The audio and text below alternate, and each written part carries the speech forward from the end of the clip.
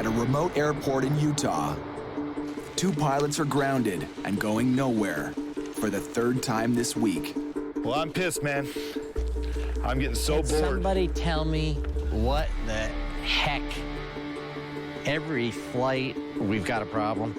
They just had to cancel another test flight of this Piper Cheyenne. One of its propellers was spinning backwards. That helps slow the plane down on landing. Well, obviously, we don't want something slowing the plane down when we're in flight. No amount of training can save the day on certain failures. And we have an unsafe propeller condition, period. It's a no-fly item. Pete Zaccanino knows what he's talking about. Gloves, helmet, oxygen. He's a test pilot who races high-performance jets for fun. If he thinks it's unsafe to fly this old plane to the Philippines, then he and co-pilot Brad White have a big problem. I can't even spit it out because I'm like, whatever. Yeah, this is when we start laughing. We went through anger, frustration, It's like pissed off, and then you resolve yourself to humor. We're totally dead. It's no laughing matter for their boss. Corey Benson's arrived to check out the problem plane for himself.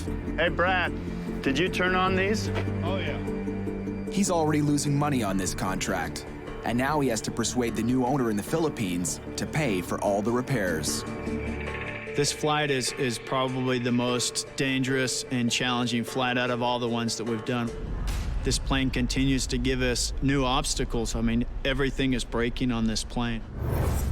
The 32-year-old Cheyenne is what pilots call a hangar queen, a plane with low flight time, creaky parts, and leaky seals. 3 failed test flights have proved what a lemon she really is. First, Brad couldn't get her nose up on takeoff. That could be a showstopper. Then she started leaking fuel. And it's coming into these drain holes in the bottom of the fuselage. Huge fire hazard. Then she just plain froze up. We got ice all over this windscreen and it sucks. I can't see anything. Nothing. I have zero confidence in this aircraft right now. Yeah. I will not fly this at night. I will not fly this in the weather. I will not fly this into ice right now, period. I'm pretty much on board with that. But icy weather's exactly what they're heading for. They fly north from Heber City to Alaska, then a frigid crossing to northern Russia before they cut south to the Philippines. The mechanic tackles the latest problem, the mystery of the reversing propeller. Turns out the part that stops the propeller from spinning backwards is way past its best before date. This brush runs inside that channel right there. Yeah. The brush that's installed in here, which is part of activating the beta system, is actually worn to 25 thousandths. And the maximum limit is 10 thousandths, so it's over twice the wear limit. Because if you would have been flying and it went off, by the time you would have landed, It would have chewed up we that would have brass. to pull off the entire propeller. We stopped and we saved this just in time. And it makes you wonder what else hasn't been checked on this thing.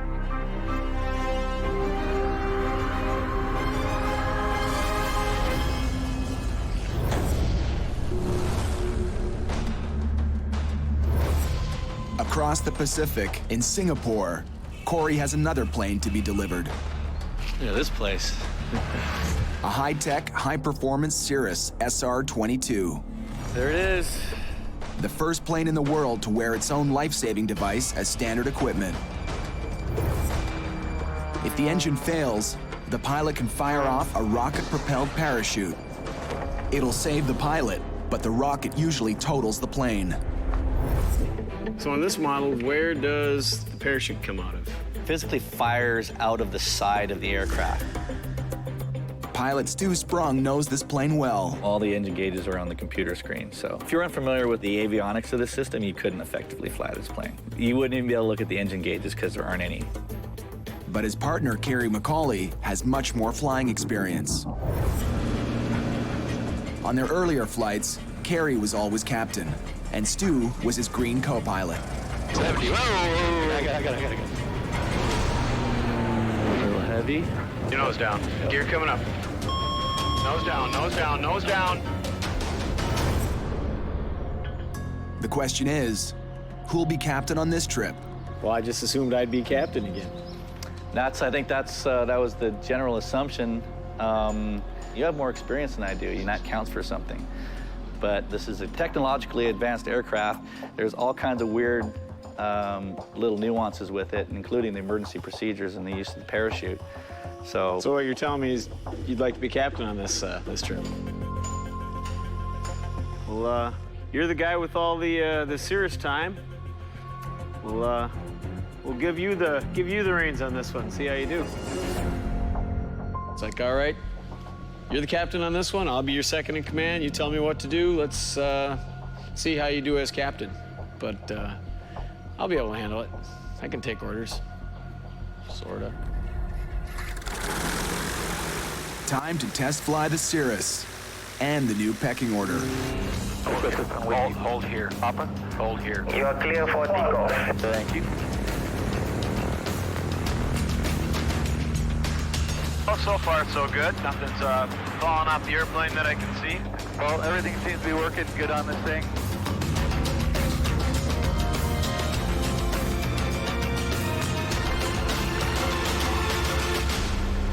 After 45 minutes of flying, air traffic control gets in touch. Papa Golf Tower.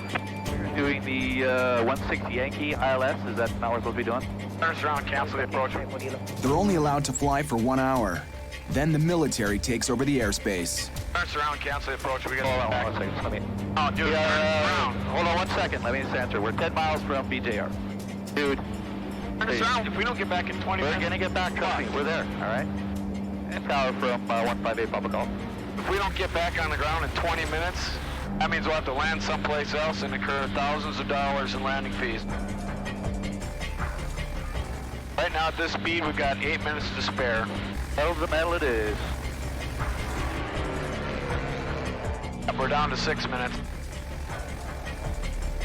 It's gonna be close. Hope these guys don't screw around.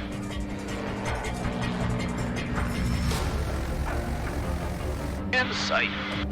Approach 158 Papa Golf. We have the airport in sight.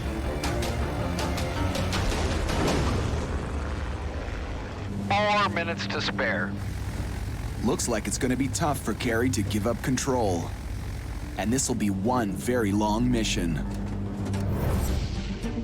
From Singapore, the Cirrus will go literally halfway around the world to its destination in Ohio. 20,000 kilometers and 15 time zones. This is an epic journey. So which makes me just a little bit leery about letting Stu be captain. You know, I'm hoping he's gonna make all the right choices. Hey, Cory, it's Kerry. Kerry, what's going on? We got the Cirrus all checked out. We'll be on our way tomorrow. I think that's great. You know, just work together and have a safe trip. Sounds good. I hope being captain doesn't go to his head, but I think he'll do all right.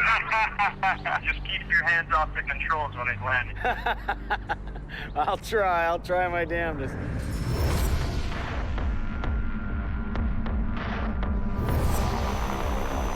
Back in Utah, Brad and Pete are finally taking off on their flight to the Philippines, giving the old Cheyenne one more chance to fly right. Hey, we're on our way and things are going well. We are moving. That's beautiful. I have a positive feeling. Stay to the right half of the canyons. Right. Standard mountain pass clearance issues.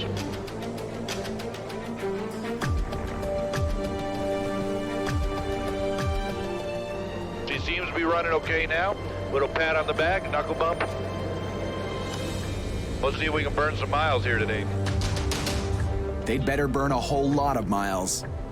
Brad has another job as a contract pilot in Afghanistan, and he's due back there just 10 days from now. From Utah, they have to fly 2,200 kilometers today to get them up to Ketchikan, Alaska. Showing you 110. Okay, slowing. But on a pit stop for fuel in Washington State, bad news finds Pete. Yeah, Pete. Hey, John, what'd you find when you got there? His brother tells him a blizzard just hit his home in New Jersey. One of your telephone poles was just smashed everywhere. The power, the wires are strung between tree to tree to tree to tree. There's live wires on the ground? Yeah, it was truly spectacular. Oh, that's great. I mean, worse than the hurricane that came up. Way Do you think I need to be there?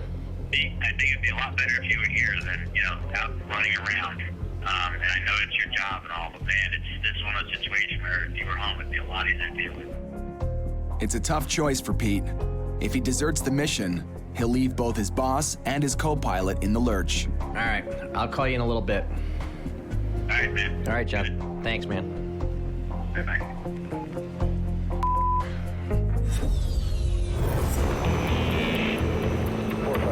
Rotate. Positive. Gear selected up. Roger. The next day, Pete and Brad are leaving Washington State and heading due north to Ketchikan, Alaska. What are we about? 320, 330? 307. Thanks. But Pete's distracted. He's decided to keep moving in spite of his wrecked property back home. And that means his brother has to deal with the damage. He called it Tree Armageddon. I said, that's terrific. Are you serious? Yeah, it's a nice property. It was, at least. He says, my property looks like a battle zone. Nice. So he's trying to manage it. If I have to, I'll go home from Anchorage. So you might actually pop smoke out of Anchorage and strand me with this thing. Chance of direct Alpha November. Damn it.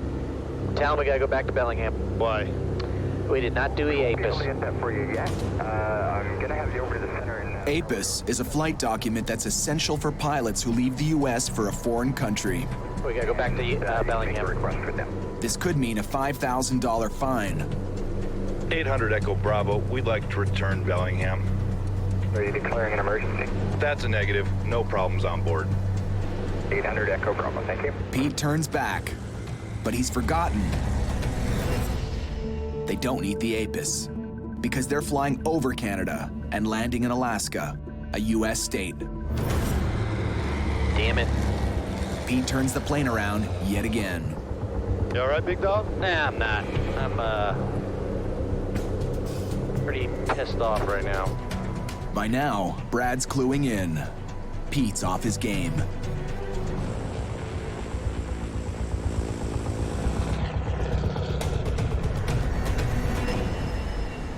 Pete's not the only one with thoughts elsewhere. The hangar queen is keeping Brad from the real queen in his life. His girlfriend Monica in Colombia, where he lives now. ¿Cómo estás, baby? Bien, mi amor, ¿y tú?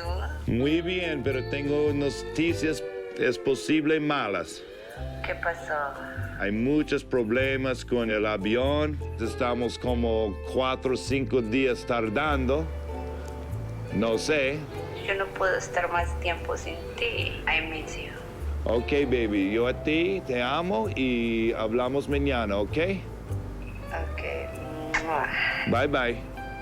Oh, I'm just talking to my girl back home in Colombia, and we're kind of, I'm kind of breaking the bad news to her that the plane's busted and we're totally behind schedule, and I have my own personal deadline.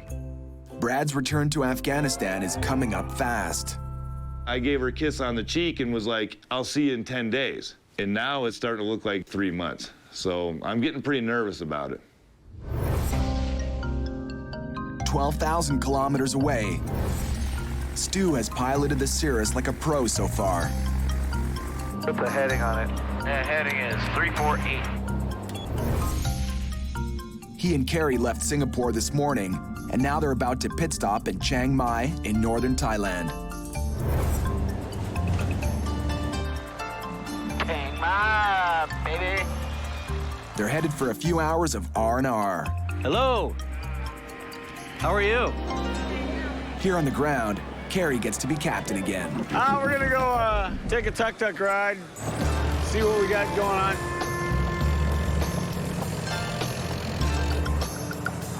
This is why I became a pilot, to go flying to places like this. This is so cool. This is awesome. Oh, that's cool. Oh, check this out. Are you kidding me right now? What the hell are you eating? Oh, so this is food. They're eating these critters. No, I'm good. What the? What the? you kidding me? No. Nothing tastier than the guts of a giant water bug. $100, Stu. $100. Yes. I'll pass. A lot of protein. Peanut butter has a lot of protein too. I'm good. I'll give it a shot. It's really tiny. Go like this, yeah? Oh, la la! Very good. It's like eating an artichoke. Where's the mayday? But Boss Cory has a way of interrupting the fun. He calls them from 14 time zones away. Hello, this is Stu. How's the flight going so far? We had an excellent first leg today. Tomorrow we've got a major issue with trying to get the landing permission for your first stop in India. You guys are pretty much stuck to there's nothing we can do. We're staying here for a full day. Oh, man. All right, well, thanks for the call. We appreciate it, and hope to talk to you soon. All right, guys. Have a safe flight. Thanks, Cory. All right, bye-bye. It's not the first time Cory's had trouble dealing with a foreign bureaucracy. And guess who hates to wait? Pretty frustrated right now. I mean, we've got 13,000 miles to cover. I'm ready to go. We finally we're moving, and now we're stopped again, so. 1,300 kilometers south of the Arctic Circle, it's been raining all night. Pete and Brad are leaving Ketchikan, Alaska, and heading further north to Anchorage. That's gonna be more bumpy. We're gonna be getting thrashed. Yeah, it's gonna be bumpy. If it gets crazy, certainly help me out. Airspeed's at 90. There's 100. Positive rate. Gear up.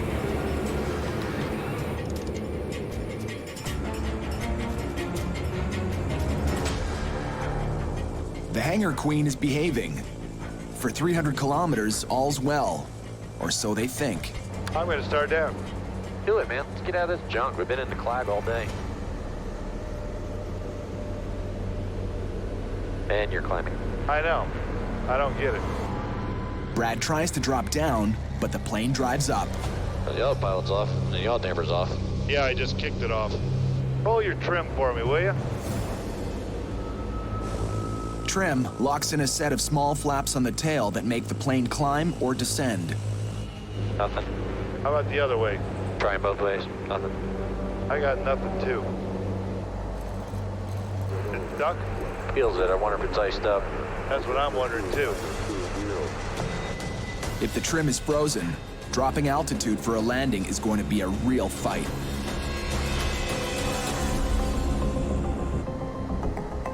I'm trying to think if there's anything on there, if I'm doing something goofy that's blocking that trim. Let me find the trim breaker too. Alrighty. There it is, and it's in. Is it in? Yeah. It's just stuck. They're only 20 minutes from Anchorage, and they have to land soon. That's fucked up, dude. So we potentially have our trim in op. Just like we did before. Even on their first test flight in Florida, the trim was iffy. Yeah, that trim is a little funky. Yes, it is. But the mechanic disagreed. I think that's normal. Yeah, I've never seen that before. Have you? The maintenance manual says it's good. You're airworthy. Now, Brad has to keep fighting the climbing Cheyenne. Yeah, what I need to do is sit and push on the stick. If I let go, it's gonna pop up on it.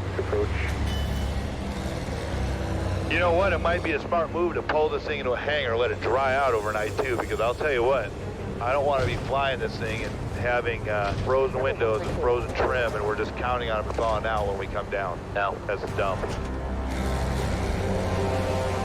Finally, Brad makes the plane descend enough to start their landing. Okay, I got the airport in sight.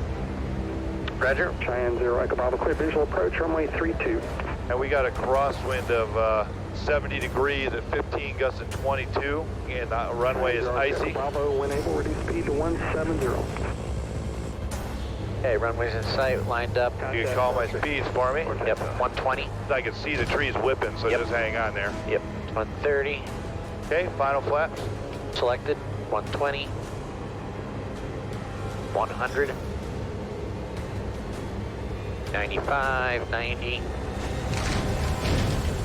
Boy, I can land a 747. You can. Nice job. The Cheyenne limps into the hangar yet again. That's a big puddle. Yeah, there's a lot of water, dude. They think the heavy rain from the storm in Ketchikan leaked into the plane and froze during the flight. I'm smiling about it, but I just can't believe there's another problem on this thing. Piece of We should probably leave that door open. It's late, let's get something to eat and make a plan and... all over it. Sound good? Yep. Cool. Later, at the local bush pilot bar. Hey guys, this is Pete. This is my old next door neighbor. How you doing? Ken. Nice to meet you guys. And this is Luke Hickerson. Brad grew up here in Anchorage. All right. To old friends and a few new friends. Yay! Away from family and friends, ferry pilots depend on each other. And breaks like this. Damn it. But then Pete gets bad news from boss Cory. Hey, you ready for this? They're saying they don't have the right paperwork for filing our flight plan into Russia. Who's in charge of that, Cory? Bureaucratic red tape is a constant hazard in the ferry flying biz. I don't need any more stress right now. I really don't. We've got the deadline of the plane. I've got my personal deadline. Pete's got his house destroyed. Our airplane is in horrible shape. It's just taking forever. Life on the road, not easy. 10,000 kilometers away, Stu and Kerry head to the airport. After a one-day delay in Thailand getting their paperwork sorted out, they made it all the way across India to Pakistan. It's kind of sometimes our only chance to get to see a whole country in the daylight, so we really soak it in. Yay! Today, they plan to fly across the Gulf of Oman to Al Fujairah in the United Arab Emirates. It's going to be kind of a risky flight because it's almost 700 miles and almost entirely over water. We have to steer clear of Iran's airspace, so even if something was to go wrong and over the water, we would really have to make a decision whether it was better to ditch in the water or go land in Iran. Heading is 216. Goodbye, Karachi and Pakistan. Stu is still captain of the high-tech Cirrus. Karachi approach, November 158, Papa Golf with you, 7,000 feet, 700. 700, climbing. But he's lost his edge this morning. Seems Karachi has made a gut-wrenching impression on Stu. What did you eat last night that's killing you? Oh no, we tried some local Pakistan cuisine. That was really good, but it was definitely off the grid for me. Kind of paid for it all night and was hoping to get it kind of out of my system before we started flying, but right as we were getting ready to take off, I was like, oh my God, I need to get in that plane and get in the air because if I don't, I ain't gonna make it. Over the Gulf of Oman, Stu has nowhere to go and nowhere to land because now they're in the real danger zone. Iran's airspace is about 5 miles that way. Those guys aren't too friendly. Oh, tell you what though, the way I feel right now, out of the closest bathroom, I'll take it. I don't know a worse situation than being in a small aircraft for 5 hours with Iran next to you as the closest land without any bathroom, with a severe stomach problem. It's the worst torture I can imagine. How you holding up there, boss? 4.5 hours of the most torturous flying I've ever had to do. Yeah, I suppose if it was a real rocket day, it could be a little more uncomfortable.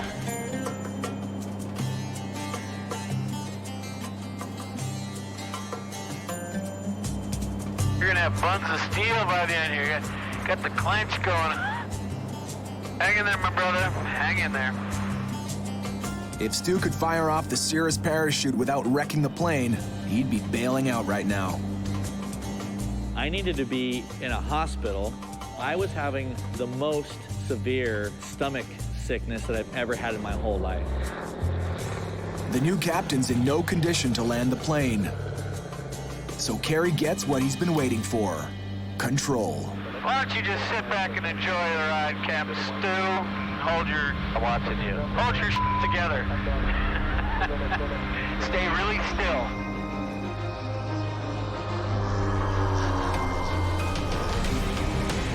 This will be Kerry's first shot at landing the Cirrus. 12 flaps. Take a long time to slow down because the wings are so small. So you really got to start scrubbing speed early.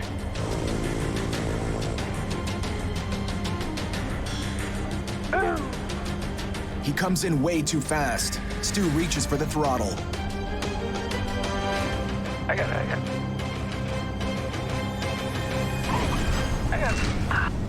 Got it.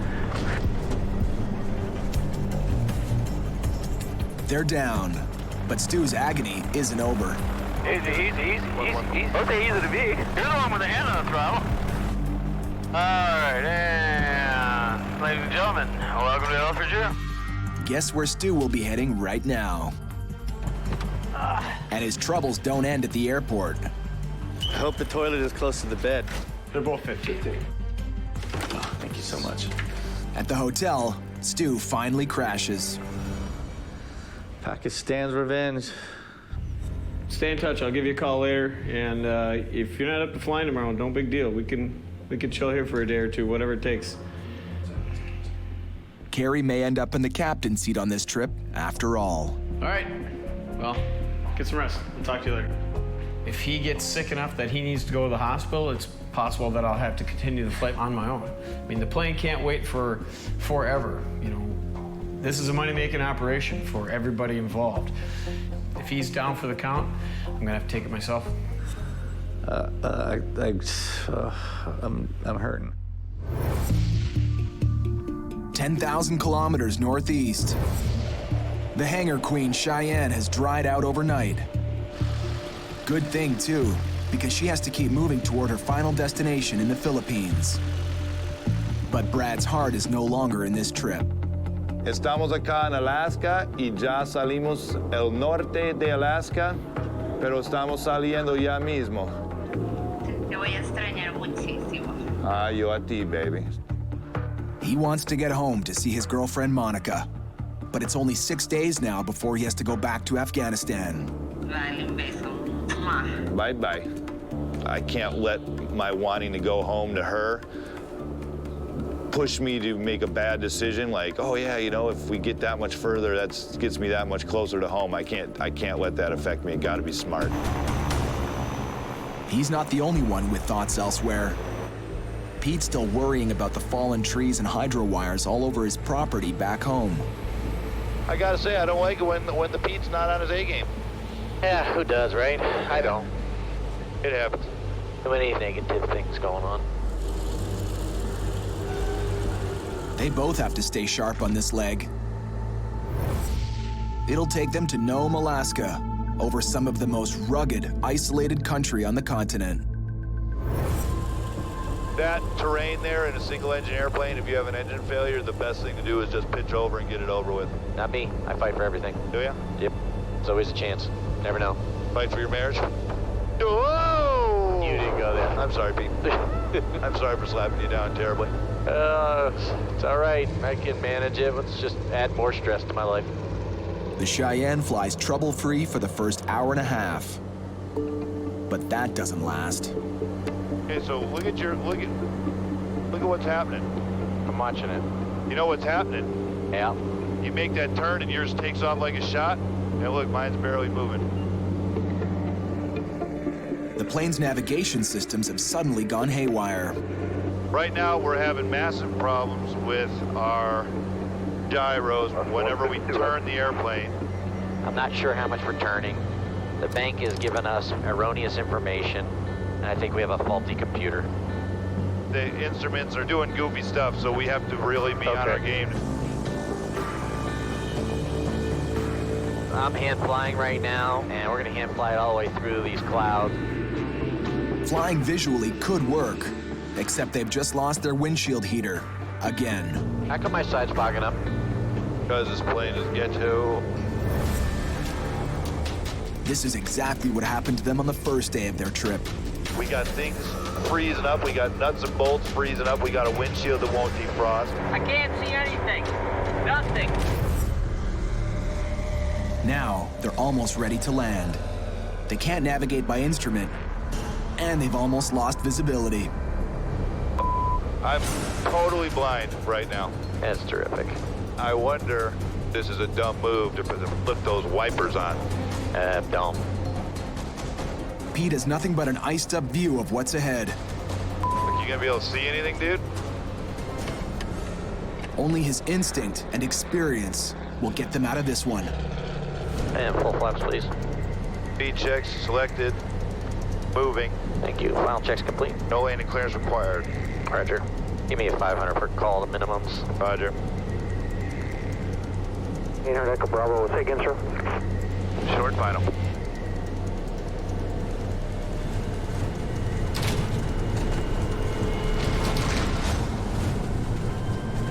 They've made it, but their faith in the old plane has hit a new low. What a crock of Unbelievable. What a heap of garbage. I can't believe this, dude. More and more problems. It was lovely to be on the approach, and I couldn't see out my windscreen. Pete and Brad have a broken windshield heater and a long list of instrument problems that need to be fixed fast. In that scenario, that's how people die, is that scenario right there. Yep. If you passed out, I would have been unable to land. Yeah, it's just stupid. But at least we're broke here in the U.S. That would be insanity if we broke down in Russia. They need a mechanic who understands the plane's 32-year-old systems. But they're most likely out of luck here in Nome. We need to start briefing up Cory. Seriously? This has to be fixed.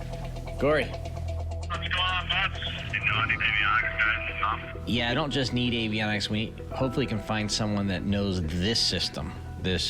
So we might have to pull somebody out of retirement or the nursing home that's old enough to have worked on this.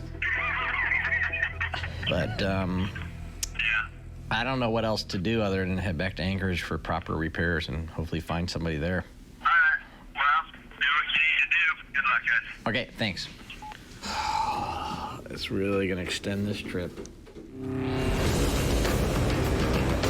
They backtrack to Anchorage in search of a mechanic. Flying the Cheyenne is risky, but better over Alaska than the middle of the ocean. This appointment's one way to look at it. I look at it as a complete waste of time. We're going back to Anchorage. We're going backwards. We're going back. Back.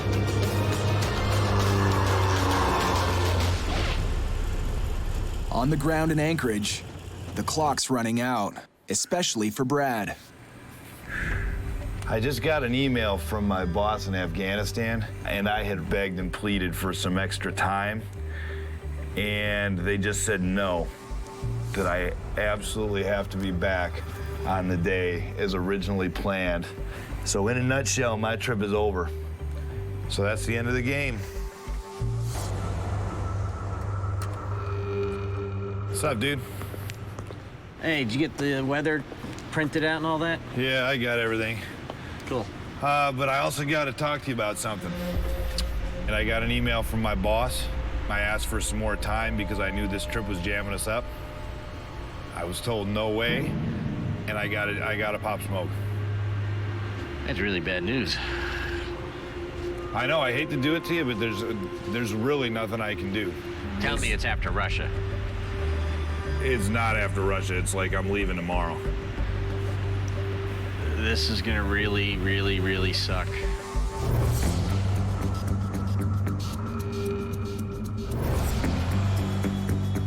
During yesterday's flight, a stomach bug hit Stu with a vengeance.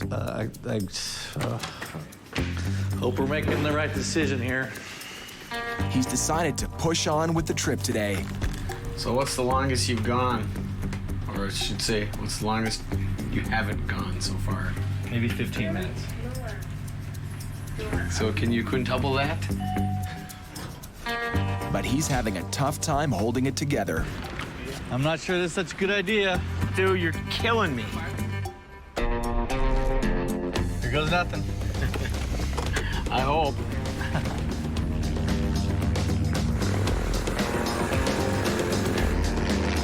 Wow, look at that place. Jeez. Whole different terrain, civilization, layout. Yeah, no doubt. So did you take any unusual precautions? I have full confidence I can get to Kuwait. Buns of steel. Stu's feeling better today. Ready for the 13,000 kilometers they still have to fly to get them to Ohio. He's the man with the expertise on the high-tech Cirrus.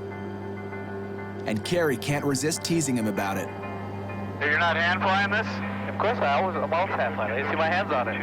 You autopilot boys. You don't get a good climb with autopilot. You gotta be smooth, man. You're fighting it. Oh, I'm correcting it. Oh, whatever. Just like I had to correct your landing yesterday. Oh my God. Oh my God. They sail over the desert kingdoms like tourists. Wow, there it is. What is it, the world's tallest building? Oh, right there. Check that out. Unbelievable. But when they reach Kuwait, it's back to business. They buckle down for a 1,200-kilometer night flight across the desert to Jordan. Deserts usually promise clear skies, but not tonight. Here we are in the middle of the desert. What do we get? Freaking thunderstorm. This is the worst rain and weather we've had yet. I don't mind rain. I don't mind rain much at all. But lightning's bad. A direct lightning hit could fry the computer systems in the Cirrus, or even worse. Man, only we can find thunderstorms in the desert.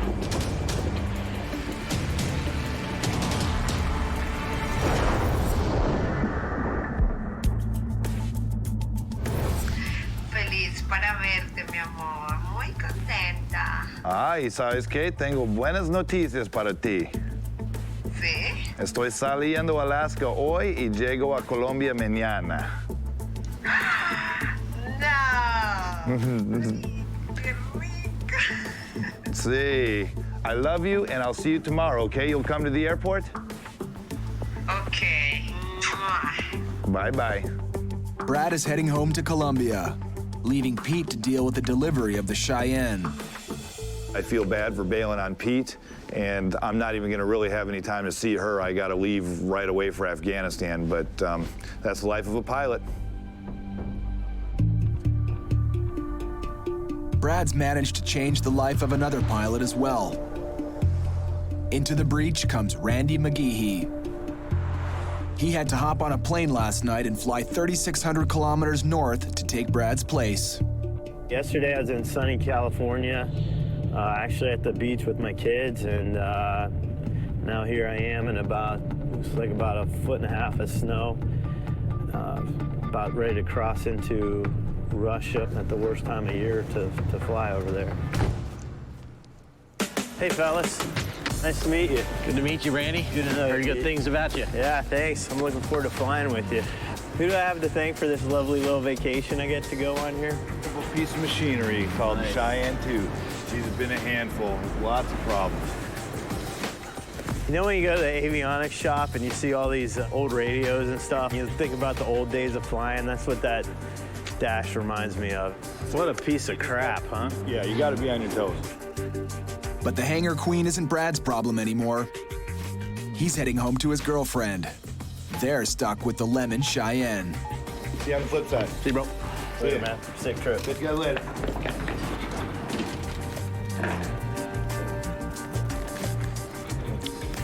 Glad that asshole's gone. Yeah, jeez, what a Thank God. 2 days later, after all the repairs, the Cheyenne is still acting up. This thing sucks. Yep, put it back into the barn. What is wrong with you, airplane? Pete and Randy have just come back from a failed test flight. The plane's still not ready for the next leg into Russia. If this airplane were really in service, it should not have this many issues. I know. And on top of all of that, there's still a tree in the roof of my house. It's just great. While mechanics look under the hood, they plot the rest of their trip, but they get a nasty surprise. Listen to this. Nome's being evacuated for the storm. You're shitting me, man. I'm not kidding you. A massive storm has stopped everything cold. These things get named hurricanes down south and get a category. It's that magnitude. We have to have good weather for this plane, and we've got the storm of the century that we're dealing with instead. It looks like the storm will ground them for at least 2 days. And when it's over, their first airport in Russia will be closed. Military airport, it's not open on Saturdays or Sundays. Yep. You gotta be kidding me, man. Nope, I'm not. And so what we're looking at right now is we are dead in the water Thursday, Friday, Saturday, Sunday. Why am I here? Pete needs to go home to take care of his wrecked property. I gotta really think about getting on an airline and going south. Or it's not like we can do anything anyways, you know? Nope. Airplane's broke, weather's horrible. Weather's bad. Airport's closed. What are we gonna do?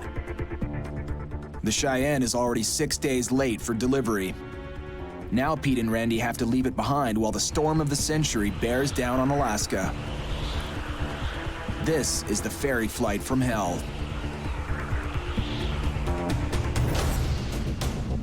10,000 kilometers from Anchorage. Yeah, me no likey the lightning. Me and lightning, we got a history. Kerry and Stu are crossing the Arabian desert from Kuwait to Amman in a lightning storm. So I got hit by lightning once, and I was reading my book, listening to my Walkman, having a good thing, and boom! And just, holy it hit the prop, and it was really loud. It was a big Christmas tree wreath of fire around the prop thing. You know, and I'm sitting there, I'm a flying gas tank. I'm like, okay, why am I not dead? And like, everything's still working, and the radios are still on, and holy A lot more popping up here. It's kind of an even line. It's just a line of thunderstorms out in front of us. Stu tries to find an escape route away from the lightning. No, did you just go left? Just a little bit. Because I just saw one on the other side of it. No, I would go just to the right of it. No sense chasing him around. Let's wait till we get a little closer and see what we get. You couldn't be more vulnerable than to be flying at 8,000 feet, because one of those bolts of lightning can come through the aircraft and fry the avionics. Both pilots are really starting to regret their decision to make this desert leg tonight. It's almost like someone's trying to tell us something. Hey, you dummies.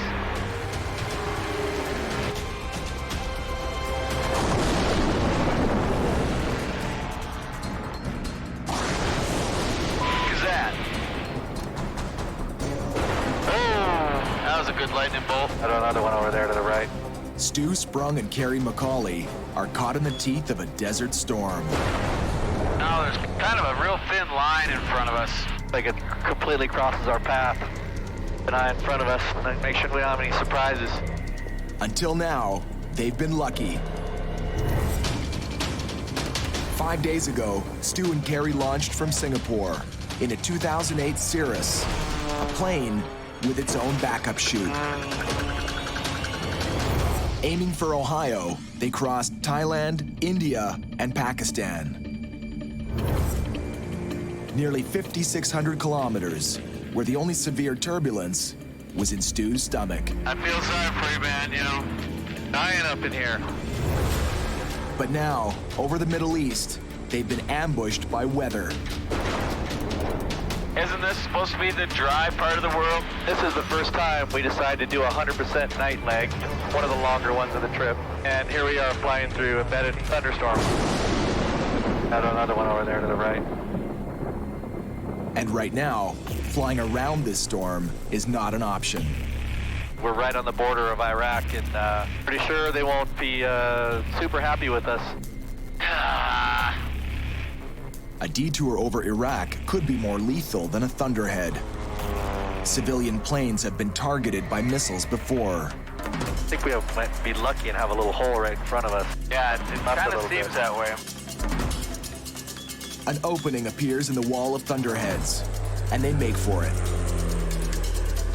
I'm liking this hole so far. So far, yeah. It's like threading a needle on a bumpy road in the dark. We can slide through this. Yeah, just get on the other side of this and we're gold. Your approach is approved. Remain my frequency for a But while. as they come into land, they've got one more problem. Each other. Where are you going?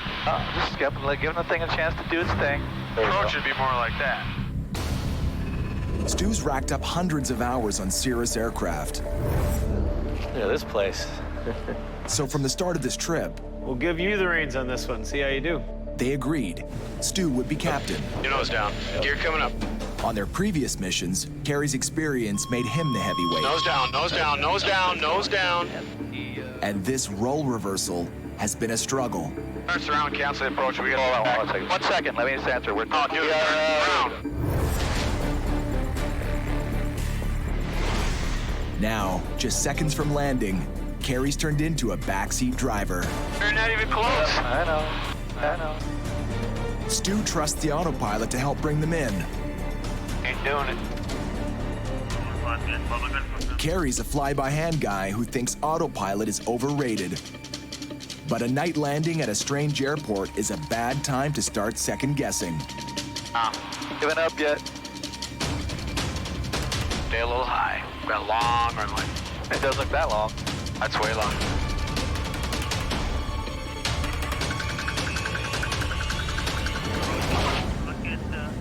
Stu hit down a little hard, but Kerry holds off on the color commentary. Park it next to this guy. Got it. For as long as he can.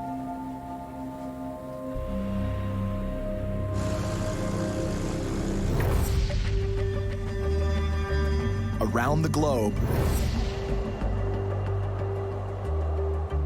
Stu and Kerry's boss, Cory Benson, has flown north to save a mission.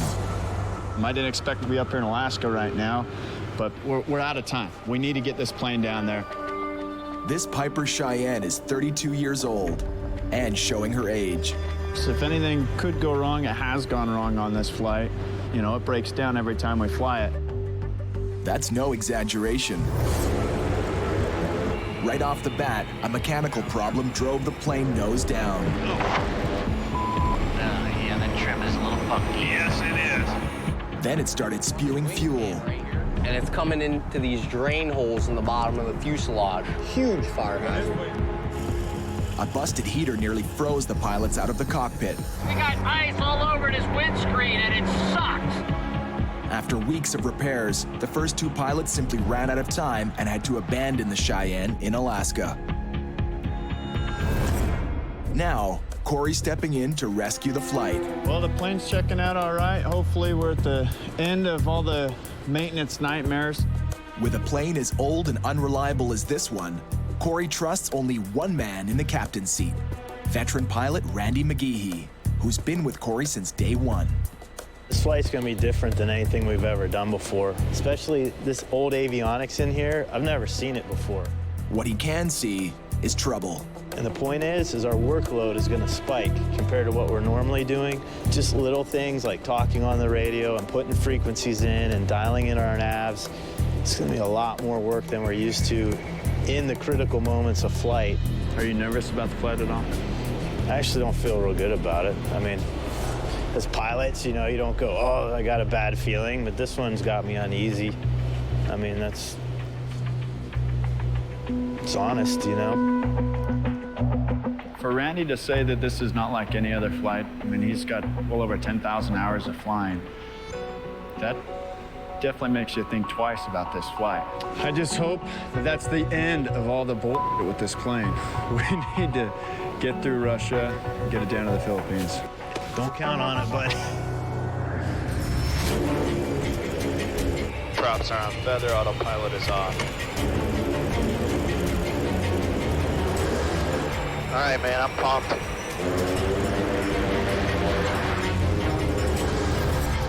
Since Cory took on this notorious hangar queen, it's averaged a breakdown every 800 kilometers. even backtracking for repairs. Now, they're asking it to fly close to 9,000 kilometers in just 5 days.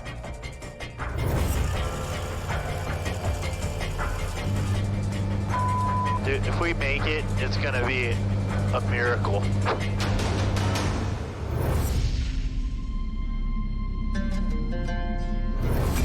Number 158, Papa Golf cleared for takeoff 3. After a few hours of shut-eye, Stu and Kerry are rolling out. Nothing like a good early noon start to your day.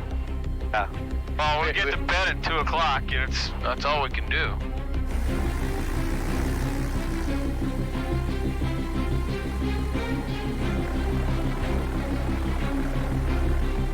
What a cool departure, holy moly.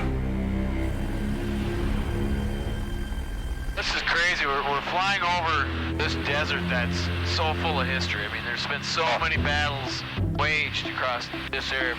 Kerry and Stu have their own ongoing battle over who's really in charge. Go that way, go that way. And now, when it's as simple as snapping a few pictures over the Arabian desert, Over the terrain. I'm going. Give me a second. Oh, you're not. Give me a second, dude. Give me a second. they can't even agree on how to sightsee. You're gonna miss it all. All right. Stop yelling at me.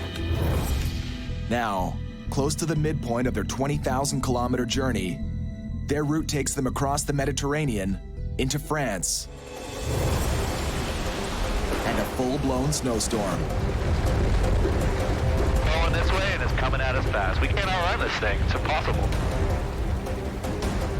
It's dumping snow outside, but luckily we're too high for anything to stick to the wings. Even now, the sparring match doesn't let up. Oh, see about getting some descent. ASAP, por favor. Hang on, Nancy. I'll get your panties in a wad.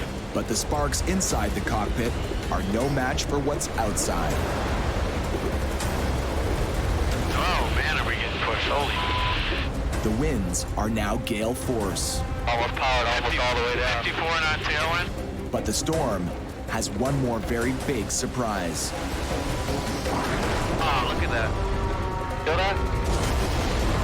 Are you kidding me right now? Holy. In a minute, went from nothing to, oh my God, hundreds of lightning strikes. I've never seen that before. Each of these dots tracks a lightning strike in their path. A minute ago, there was nothing there, and it just painted about 100 strikes. Right on our path, we would try to contact them, let them know we're turning, but I'm not waiting for permission on this one. We're just going. Landing at night at a strange airport in a severe storm. It's about as bad as it gets. But it's about to get worse. Gotta go left. Man, this is some serious wind. 50-mile-an-hour wind blow you all over the place. Stu guides the lightweight Cirrus with the help of the autopilot. Double wings, you're gonna get blown left again. But in these winds, the autopilot can't keep up. If it goes left again, once it catches that left wind, I'm hand flying it. All right. Stu flies by hand to stay on course. But Kerry has 20 years of hand flying, and for him, nothing's happening fast enough. Easy. You're going down 1,000 feet a minute. Level the wings. Level up. Kerry yards on the stick. Just push up. We're 1,000 feet over the water. You're going down 1,000 feet a minute. We're good. Sorry, man. And one another. You were not recovering. It's all right. The airplane has it, all right? Don't let the airplane do the work for you. The airplane did not have it. We were going down 1,000 feet a minute. Kerry doesn't trust the autopilot to bring them down safely in this weather. I got it now. I'm just trying to get the thing over, all right? Don't have to turn that fast. Settle down. Stu's an old hand at flying the Cirrus, and on this run, he's the captain. Oh, you're getting blown. Oh, man, it's windy up here. Holy. Hey, chop your power. You're gonna dude, just shh. Please.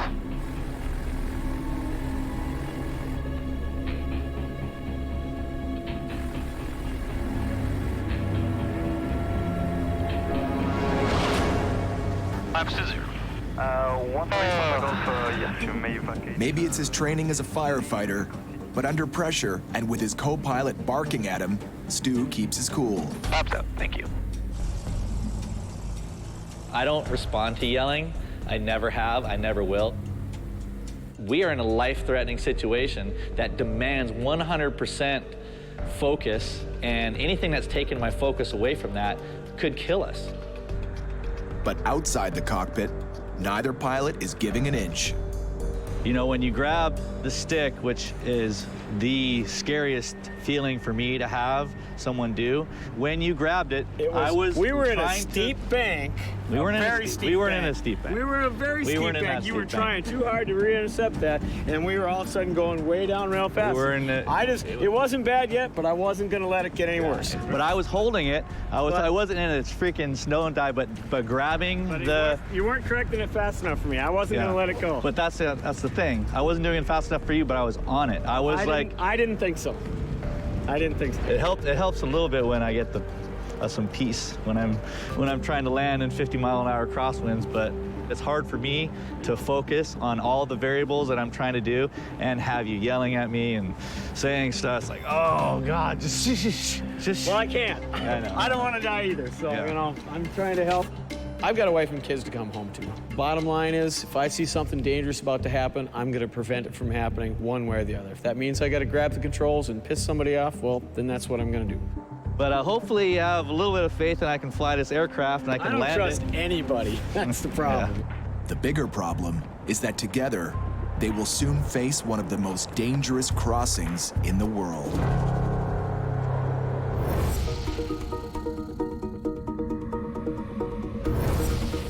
Russia, here we come, man. But your best buddy. Cold. Your best buddy at 22,000. Yeah, I'm glad you're here. It defies the odds that Cory and Randy are in the air at all. The geriatric Cheyenne, with its bad history of problems and repairs, has somehow carried them more than 3,000 kilometers from Alaska into Russia. Life is good. Chasing that sun. We have a heater. The cockpit heater's helping combat the minus 40-degree temperatures outside. That wasn't always the case. We got things freezing up. We got nuts and bolts freezing up. On earlier flights, the Cheyenne revealed a low tolerance for the cold. We got a windshield that won't defrost. It's just one thing after another. But fixes to the cockpit and windshield heaters are holding up. And in sub-zero temperatures, that's critical. November 800 Echo Bravo, Eastern, clear to land. Clear to land 10800 Echo Bravo.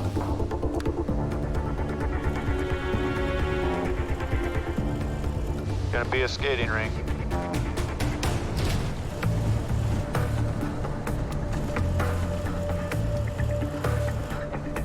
Dude, I'm glad we made it, man. That was a long day. Made some good ground, though.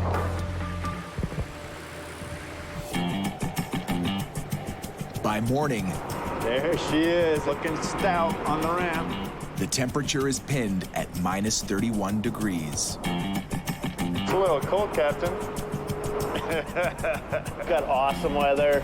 It's gonna be a good day to fly if our airplane goes together. Yeah. If she starts. The problem-plagued Cheyenne needs a big thaw job. Oh, there's the heater truck. That's old school Russian right there. At this airport, there are no hangars and no de-icing fluid. I've never seen anything like this before. And this relic is the Soviet solution. I don't know, you think that's World War II era? And what this truck's gonna do is put heat on our engines to preheat the engines. Trying to get this plane warmed up so we can get her started. Woo! What do you think, Randy? Negative 30 right now? I don't know, my face hurts. I put one of the heaters inside the cabin. I mean, I think the engines are gonna start up fine. The avionics is what's got me worried. Well, we gotta go, and today's our day to do it. If we can make it out, a lot of our trouble's behind us, I think. I hope. November 800 Echo Bravo, Clear for takeoff. Have a good day. Clear for takeoff, 800 Echo Bravo. All right, Corey, here we go. Let's get out of Magadan. Dude, it is cold, man. I never thought we were going to get here, let alone get out of here, but it's time to go. Heater even putting that in the air, man. It's on. My feet are so cold they hurt, man.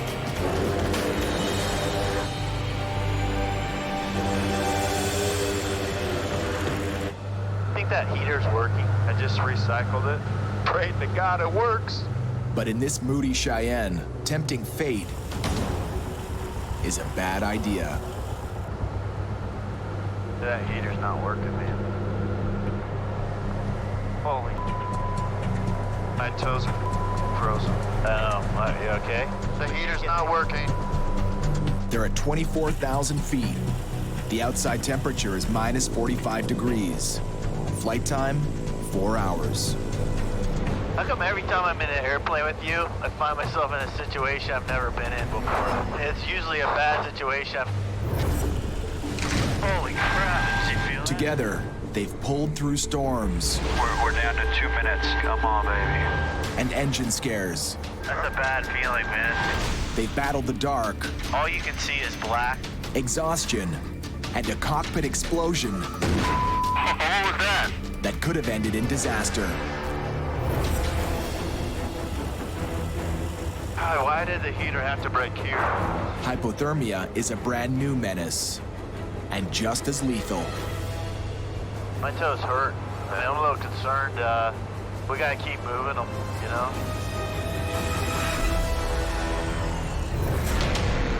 Stu Sprung and Kerry McCauley approach the northeast coast of Scotland. I take control, November 158 Papa Golf, level 8,000. November 1. The last stop before launching across the North Atlantic. Flaps to zero. Up to zero. And the crowd goes wild. No applause. But the guy waiting for them at the hangar We were ready. Okay. has something more important. A critical weather forecast. And this afternoon, from about 3 o'clock onwards, it's all lifting till basically a clear sky. Excellent. For the North Atlantic in the winter, it's a beautiful day. Well, if they all went with a forecast like that, they're all going to live. But they don't. On their journey from Singapore to Ohio, Kerry and Stu have covered nearly 13,500 kilometers in 10 days. But the next leg is the most dangerous. Close to 3,700 kilometers of open ocean, with a couple of risky landings in between. I got it. And winter is at the door. So have you noticed how empty the hangar is? Yeah.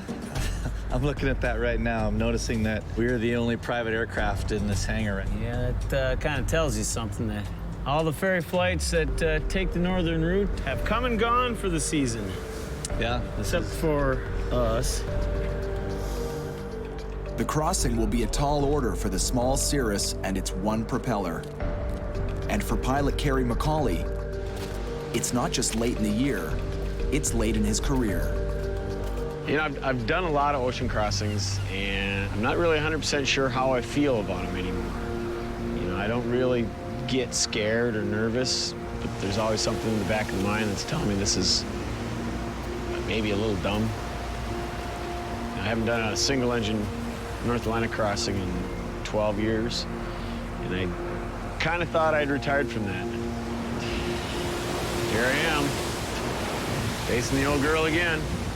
This is the real deal.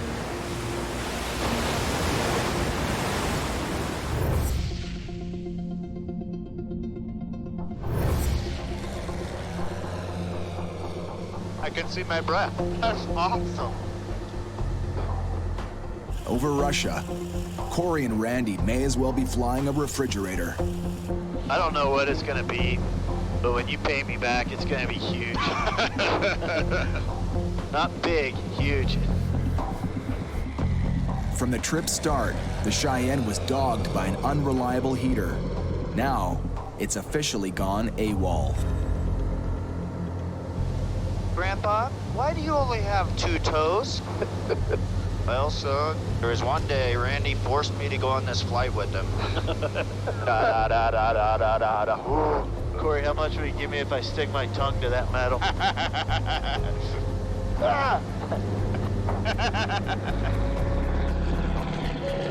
How much longer? 2 hours, 37 minutes, sir. But the laughs will only keep you warm for so long.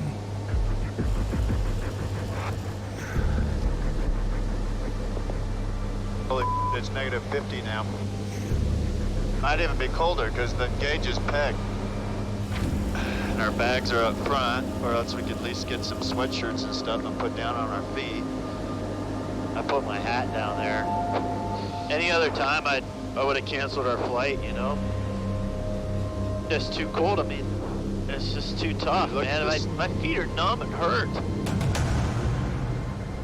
Cory and Randy are in a danger zone, right in their own cockpit. They're losing body heat fast. I'm gonna put another map down here. It's not high-grade insulation, but every bit helps. Maps actually work pretty good. Can we hand me another one? Here, one of our favorite places, a nice warm Australia. Hypothermia can rob a pilot of his judgment and reaction time. And Cory and Randy have 2 more hours of this. We have to be extremely careful that none of this stuff gets caught in the rudders and the rudder pedals. I've been flying for 26 years. I've never heard of a situation like this. It started out kind of funny, and hey, this is really cold, and then it got really cold, and then it got serious. Yeah, it hurts to touch my feet, man. Holy...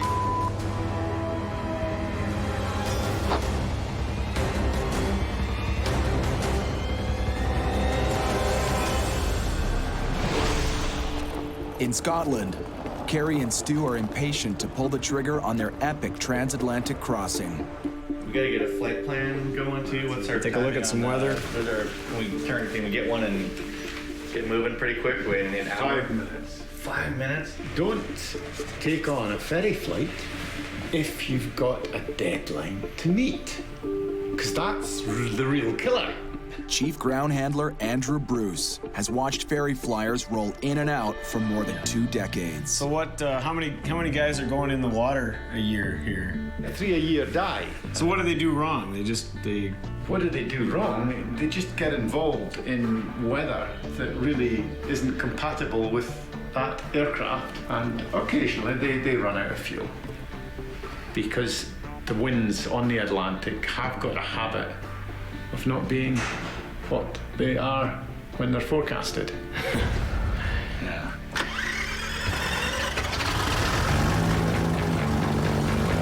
Yeah, I didn't think I'd be doing this again, but here we go. And before this trip is out, Hey, Papa Golf, grip for takeoff. they'll both be reminded just how unpredictable a North Atlantic winter can be.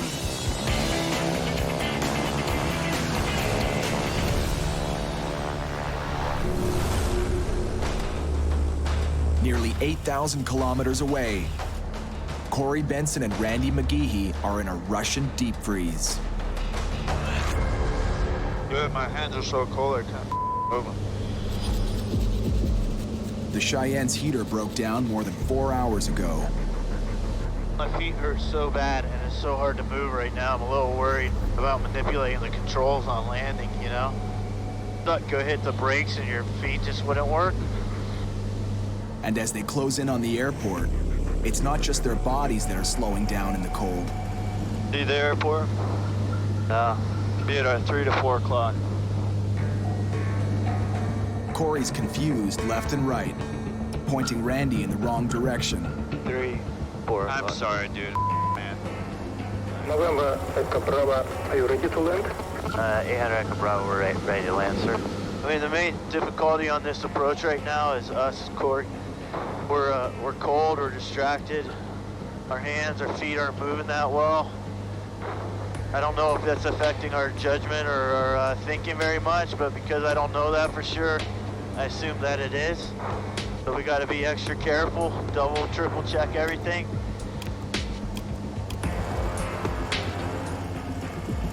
Descend to height 1200 meters. We're cleared for 16, descent to 16 meters. I'm sorry, 1600 meters. But even with the correction, Randy's called out the wrong altitude. The kind of screw-up that can drop you into the same space as another plane. November 800 Echo Bravo negative. Descend to height 1200 meters. Air traffic control catches Randy's mistake. 1200 meters, thank you, 800 Echo Bravo. Altitude corrected.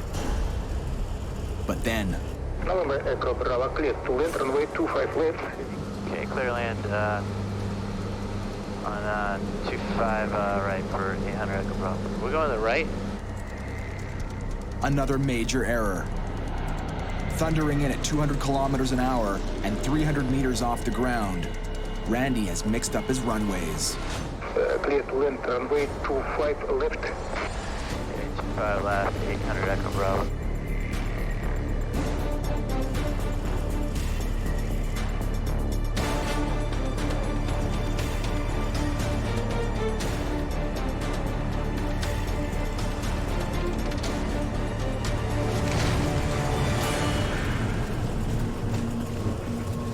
Well done. Last stop in Russia. Get the cold. Let's get the hell out of this cold. Let's go get some vodka. Glad we made it, man. Well done, dude. I'm just glad we made it this far. And we still got all our fingers and toes.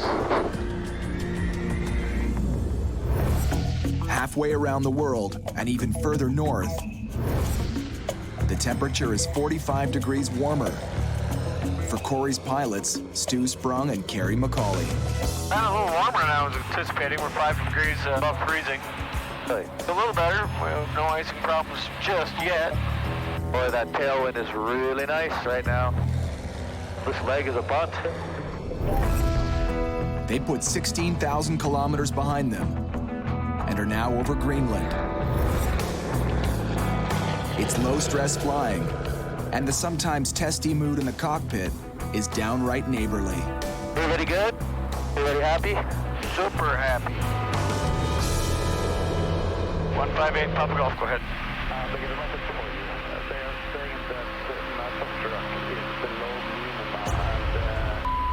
Throttle back. Throttle back right now. About 30 minutes from landing, fog has shut the airport. 8 Papa Golf, roger. And that's why you save all the gas you can. This is a killer. This is exactly what we did not need today. We're way past the point of no return. Yeah, we're physically over Greenland right now, so there's no turning back. Exactly the sort of thing I hate. In Greenland, the weather changes really quick. Big old front moves in or something and shuts the airport down. What's our alternate, nuke? Maybe, if we can reach anything. It's a problem, the alternates are just not close enough. They scramble to see if the weather's better at another airport, and if they have the gas to get there. Nurse Hazard Radio, Thunderstorm Radio. November 158 Papa Golf.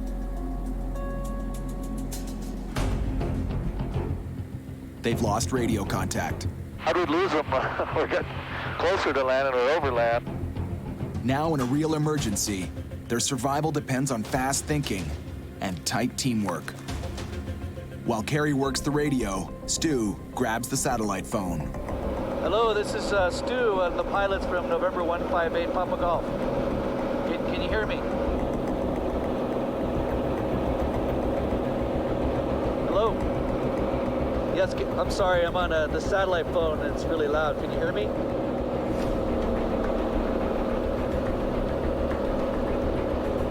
The ex-firefighter and the pro skydiver are used to escaping tense situations, but here, their hands are tied. All they can do is hover until the weather or the radio reception improve.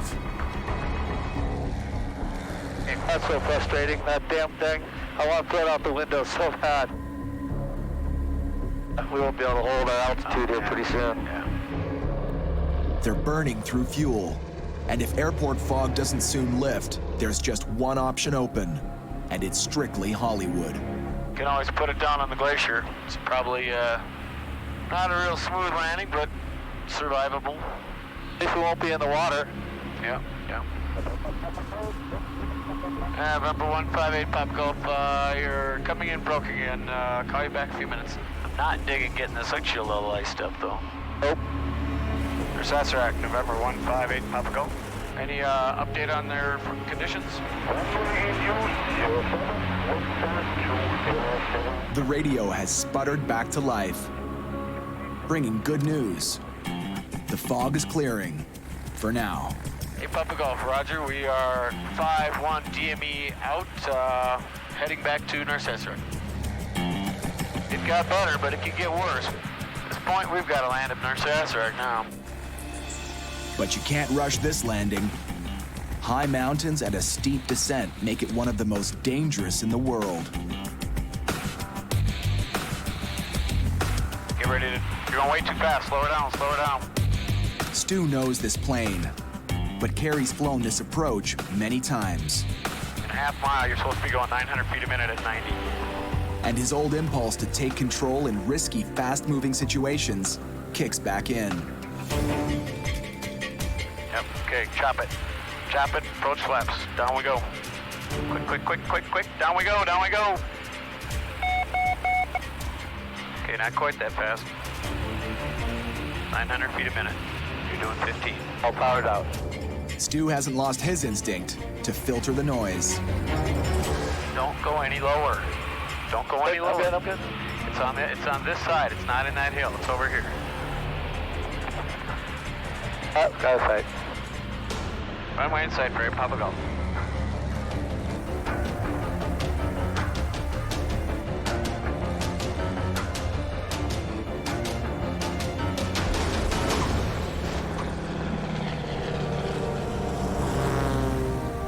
Stu aced the landing, but there's no time for high fives. It's like we're lucky we got in when we did. Yeah. It's coming down again. Yeah, it's like we got a little flurry. Before the weather boxes them in, they score a fast refuel and lift off again, this time bound for North America.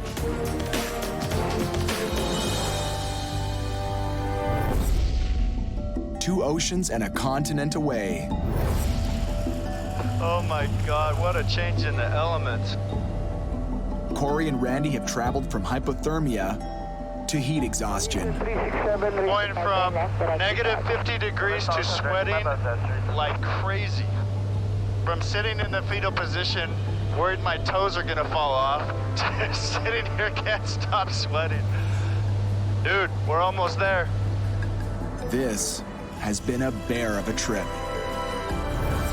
From Florida, across North America, over the top of the world, through Russia, Asia, and now closing in on their final destination, the Philippines. Capitan, I can't imagine doing this flight without you, bro. Thanks, man. I appreciate that. I have a feeling you'd be going to my funeral. Seriously. It's a tough flight, man. A laundry list of serious mechanical problems means they're rolling in 6 weeks late. But we're almost there, 5 minutes. But the old troublesome Cheyenne isn't done with them yet. That exhaust pipe is rattling crazy. Rattling? Vibrating. The worry? That the right engine is about to bite the dust. The one thing we haven't had problems with is the engines till now, and we're on approach. Gotta get this plane on the ground, man. Come on, baby. Couple more minutes. They cross their fingers and make for the runway. We're not going around, okay? Clear to land 06. Clear to land 06 for 800 Echo Bravo. 150 feet. All right, get right down. Good. Clear to land. November 800 Echo Bravo, left Echo 4, taxi Charlie. The ground, good afternoon, signal up for 13. We're in Manila. Never thought we'd get here. goodbye, 995. Dude, I thought we were going to lose that right engine on approach. I don't even want to talk about it.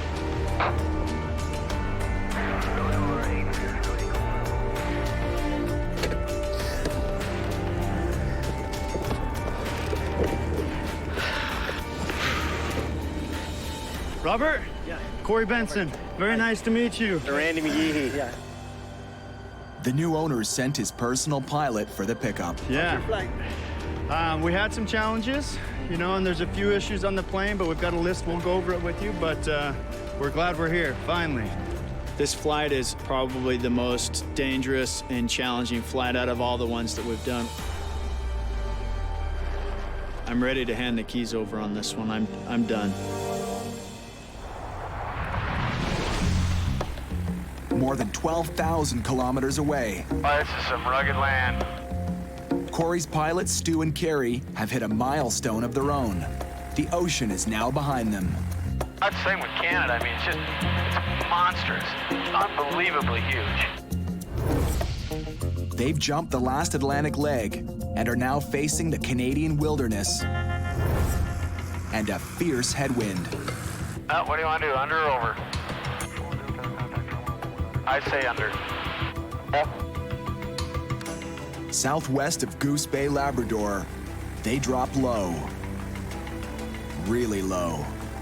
This goes against almost everything that most pilots have been trained to do. We screw up here, run the tree so fast, you don't even have time to say, oh, but the thing is, most pilots don't know how to do it.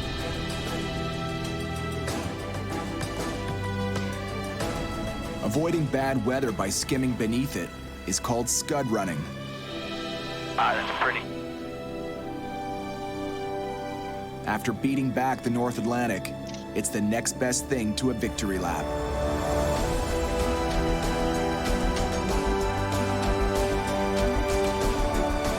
Oh, look at that.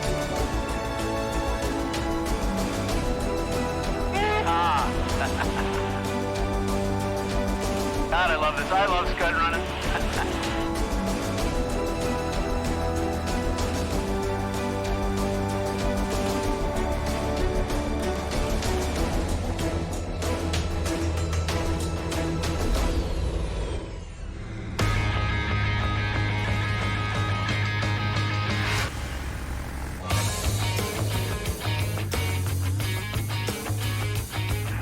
Papa Golf, winds are calm, clear to land. At the end of 20,000 kilometers, Stu and Kerry are guiding the Cirrus to its new Ohio home. The line 24 left, Papa Golf. And some things never change. Hey, yep, better start your turn. Don't blow through it. Start your turn. 2 degrees. I good? That's pretty good.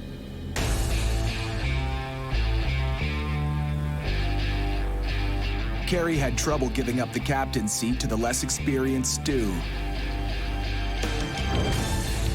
What's up? Thank you. But he can't argue with success. So you are no longer a Atlantic ferry pilot virgin. That is true, dude. Thanks to you, you have crossed the big blue. In 2 weeks, they flew 20,000 kilometers. That's halfway around the world, through some of the most dangerous territory anywhere. That's no small thing. That's just not getting up, going into the office, coming home at 5, having dinner and watching TV. This is the complete opposite of that. You did a good job, bud. Captain Sprung. I needed you there, dude. This was the largest, most epic thing I've been able to do, and I'm so happy that you were there because it made it so much easier. You are now one of a tiny fraction of humanity who's ever captained a single-engine piston over the North Atlantic, especially in the wintertime. Now that it's done, pretty proud of both Stu and I. Man, I just flew a single-engine piston halfway around the world. You got to be proud of that, you know. I just smile thinking about it. It's just pretty cool. I'll take care of the plane. You can boogie. You know, you got to catch that flight. In the plane delivery business, a trip's end. Thanks, man. No problem. Awesome trip. Time. Is just an excuse to start the next adventure.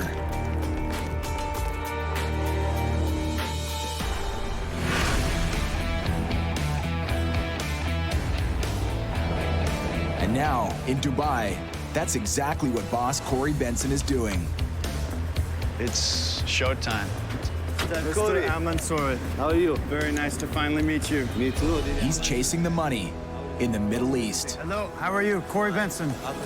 Opening a second office. Do we have any meetings scheduled for today? Yeah, we have like 2 meetings today after the press conference. I'm glad to be here. This is one of the biggest milestones that our company has ever had. Opening the second headquarters down here in Dubai, really expanding into the Middle East and into the African markets. This is big. Here, buying, selling, and delivering planes is a multi-billion-dollar industry and growing. Cory's own bottom line in his first year of business was in the hundreds of thousands. And it's been one wild ride.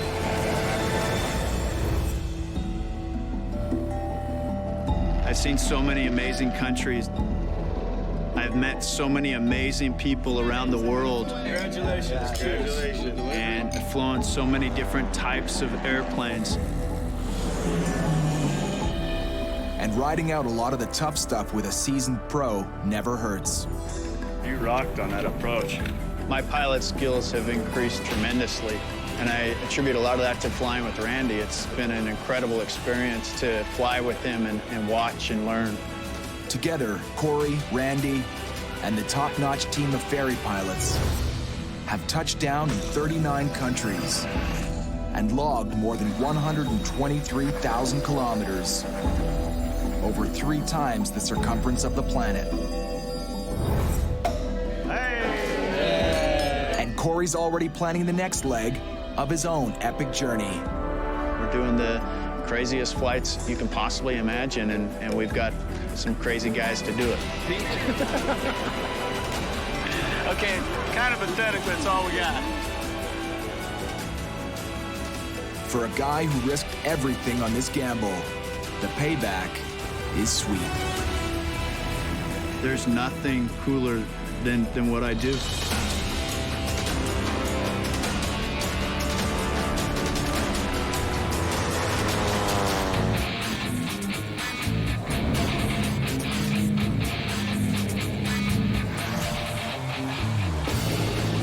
This last year has just been a whirlwind.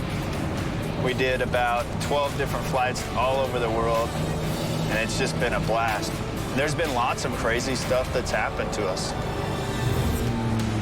Dude, if we make it, it's gonna be a miracle. Freaking thunderstorm! Why, you kidding me right now? Holy I can't see anything. Nothing. Stall. Stall. Stall. Stall. Stall. Well, we're not Kansas anymore, man. There is nothing around here. Can I start breathing now? Yeah, man. We're just gearing up to do another set of flights here, so I thought it'd be a really, really good idea to get all of the pilots in, come to Utah, and kind of relax, get to know each other more on a personal level before being stuck in a cockpit for 20 hours crossing over oceans and jungles. I have not been to Ogden before.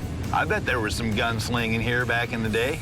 It's been a challenge to get everybody here. We had 2 of the pilots come in from California. Sunny San Diego to snowy Utah. Next time, I'm organizing this. We're going to go to Cancun. We had Brad fly all the way from Colombia. When all these pilots get together, there's probably going to be a lot of BSing and a lot of ego flying around. Never met any of them, you know. Thanks for the ride. Appreciate it. Thank you. See you later. Except for Cory and Pete. White. Hey, what's going on, man? Way too long, brother. What's the word? I haven't seen you in a year. That is true. It has been a year. Gosh, Kerry came in from the Midwest, so everybody's traveled quite a long distance to get here. What's up? How you doing, man? buddy? Welcome to snowy Utah. Yeah, no kidding. It's cold as hell.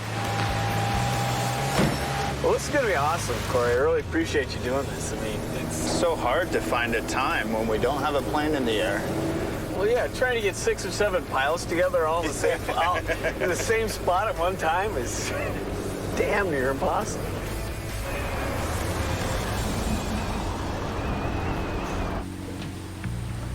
Oh, nice. All right, cool. This is a sweet hangar. Boys? How's the break, Cory? What's going on? Cory, what up? What up? I thought it'd be a great idea for all of us to get together and kind of just talk about last year, some of the different flights that we did, and have some fun. Cool. Cool. Stu, what do you think when you first see a plane? Sometimes I see these things, I was like, this thing's gonna kill me. It's like, what is... That's a good feeling, isn't it? Like, Yeah. I hate walking up to a new plane because you just don't know what you're in for, especially these things have been sitting for who knows how long. They always say, oh yeah, it's in great shape. The Cheyenne? Yeah. Cheyenne. Cheyenne was, we knew what we were in for. And we were like, this thing is horrible before we flew it. It was bad. Well, let's check it out. 18 legs, 18 problems. all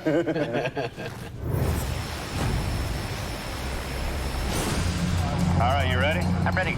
Warning runway 5. There's caution for birds on us in the airport. Got ice all over this windscreen and it sucks. I can't see anything. Nothing. No heater. See the heater? Nothing. There's no heater. We got things freezing up. We got nuts and bolts freezing up. We got a windshield that won't defrost. It's just one thing after another. That's hilarious. I forgot that button was missing. It was like, let me turn the heat on. Oh. It doesn't exist on this side. It was so cold in there. But it sounds stupid to someone sitting at home going, the heater doesn't work. But they don't realize when you're at 20,000 feet that it's like, you know, what? Minus 32. Minus 20, minus 30 degrees out. And after an hour, 2, 3 hours of that, it gets cold. Oh, there's nothing worse than a plane that heater doesn't work. I mean, did you see the screws on the inside had ice on them? Like, how does that happen? At least you weren't in Russia. That is true. That is true. That is true. That is true. That was the coldest I've ever been in my life. Yeah.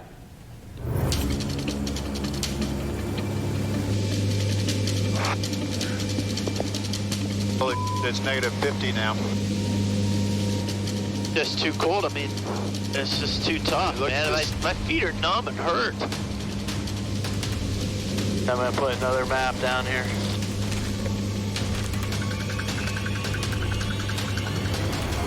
Maps actually work pretty good. Can we have me another one? Here, one of our favorite places, a nice warm Australia. Holy.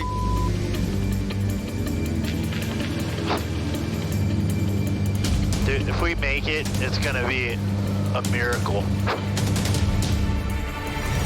Wow, that's miserable. My shoes actually, they froze. So I took them off and put them in my feet in socks and then into my headset bags. And it was the... Being that cold affects your performance. Oh, heck yeah. Big time. Oh, huge.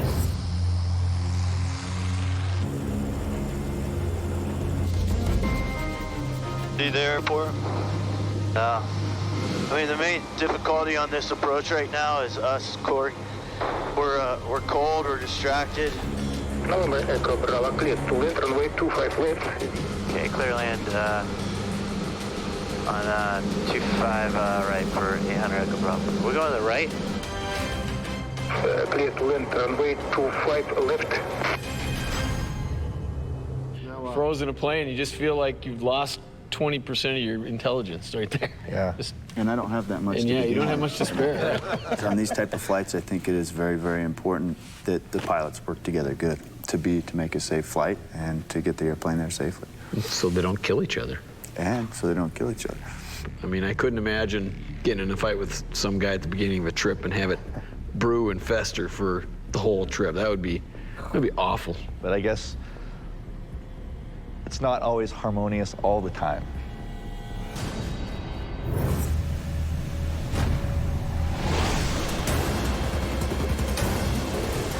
Oh man, are we getting pushed? Holy.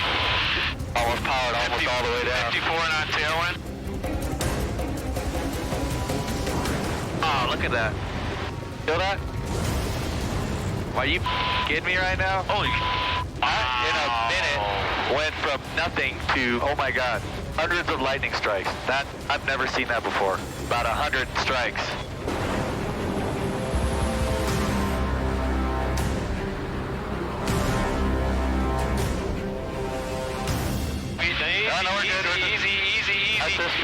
You're going down 1,000 feet a minute. Level wings, level off. Hey, get us, pull us up. we're good. Sorry, man. You were not recovering. It's all right. The airplane has it, all right? Don't let the airplane do the work for you. The airplane did not have it. We were going down 1,000 feet a minute. I got it down. I'm just trying to get the thing over, all right? Don't have to turn that fast. Settle down. Hey, chop your power. Dude, that's just please.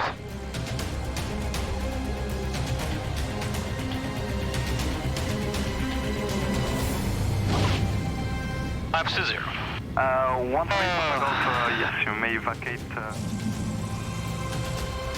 You know, when you grabbed the stick, which is the scariest feeling for me to have someone do. But you weren't correcting it fast enough for me. I wasn't going to let it go. But that's the thing. I wasn't doing it fast enough for you, but I was on it. I didn't think so. I didn't think so.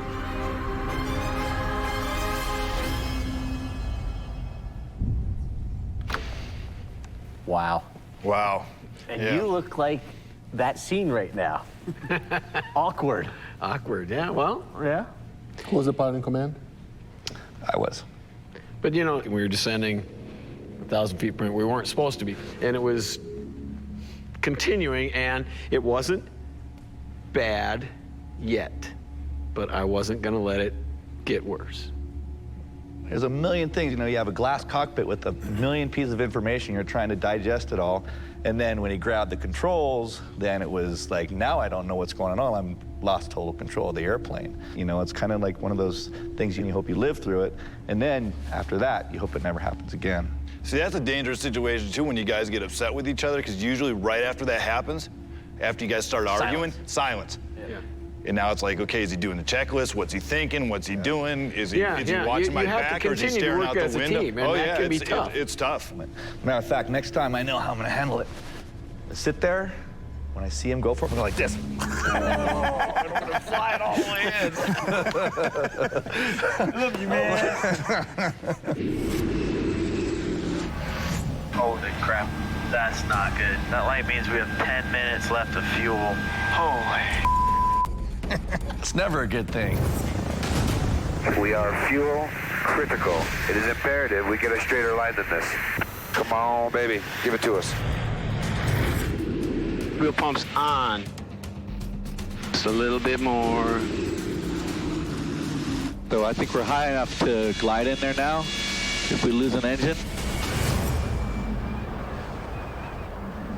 Fuel management is one of the things that I think nobody really can understand what we go through, because we can look, we can plan, and when we get in the air, things change. The airplane doesn't perform like it should, or the forecast changes. I know that you've had a couple instances where fuel management was critical. Yeah, that flight from Georgetown to Macapa, we ran into a pretty big wall of headwind there. That slowed us to just nothing. And it was the whole flight.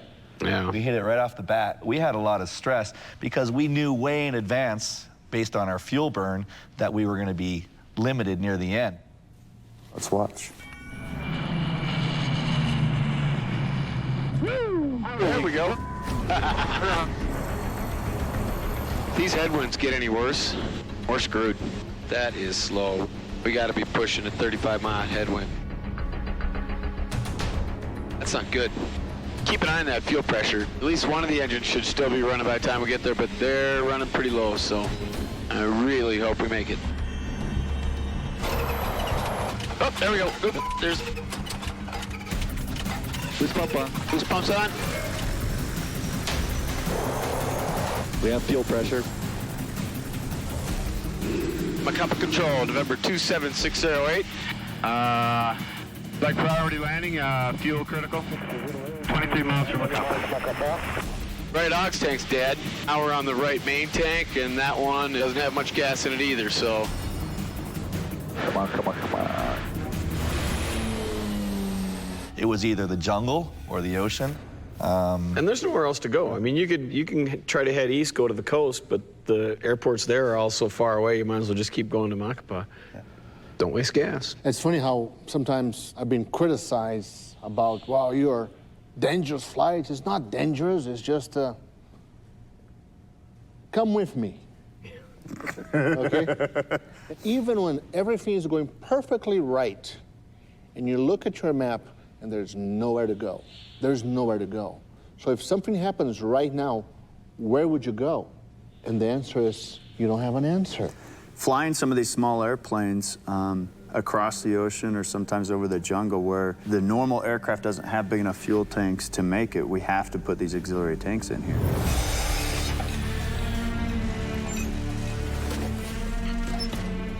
That's one of the things that make me the most nervous is you're tinkering with a perfectly good fuel system and you're putting a homemade, basically aluminum box in the back of the airplane with just tubing and then piping it into the tanks. I mean, survival mode. I hate ferry tanks. That's either do or die on that one. Yeah. Last year, Randy and I were over the North Atlantic in the 206, 50-knot headwinds. We're between Goose Bay and Greenland, and we didn't think the ferry tank was pumping fuel into the right wing. Mm-hmm. And that was a scary thought because there was no gauge on that deal. What's this? I want you to look in that tank and tell me what you see.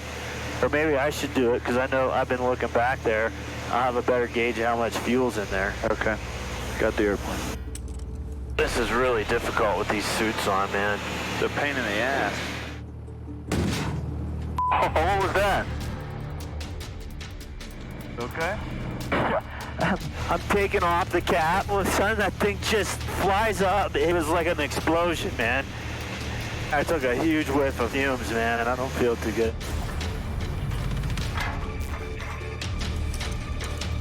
Those fumes were nasty. All the electronics we got in here, fuel will burn, the vapors explode, and geez, we gotta be careful, man. We gotta keep this thing well ventilated.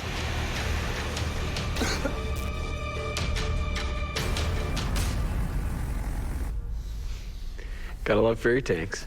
Oh my God, that was, the whole cockpit's just full of fumes. I mean, we had the HF radio, the portable one that was installed in there, plus all the other electronics. It was, yeah, it was pretty sketchy. This happens in North America, you declare an emergency and maybe 20 minutes, you are safe on the ground and you say, well, let's go to check that out. Right there, you don't have that option. And that's what these things gets really, really, really complicated. but you had problems in a brand new Phenom, right? We're taking off, and we're crossing probably about, what, 6,000, 7,000 feet? I think we were up to almost 10. Almost 10, and then pressure is just killing me, killing us. And it was fast. It was that pressure really, went like... Cabin. Cabin. Cabin. Cabin. We lost pressurization. Okay. Stop the climb. Stop the climb right here. Autopilot. Level off. Autopilot. Okay, tell that we need to maintain altitude right now. Slow down. Cabin. Cabin. Cabin. Cabin. Cabin. And you can see me going like this because, you know, the pressure is just minus 10,000. And I say, what's going on? And I'm starting to read the checklist. And it's the worst thing that can happen to a pilot when you do not know what's going on. And instead of being a good co-pilot and just paying attention to what I'm supposed to be doing, I'm watching him bump up and down the pressurization as the speed goes. Autopilot. All right, fly the plane for me, please. Maintain altitude. I'm going to fix this ship. Fine. We have a pressurization problem right now. We need to hold altitude for a minute. We'll advise. Foxtrot, what's the problem? We have a pressurization problem. I'll get back to you in just a minute. Number 777, Bravo Foxtrot. Slow down. Slow down. What level do you need? Which oxygen mask on? On.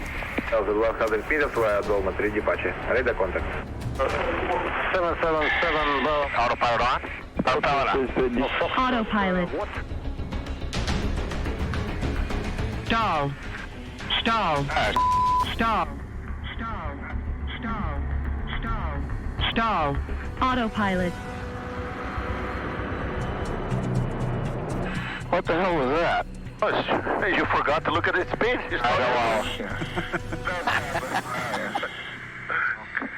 Oops.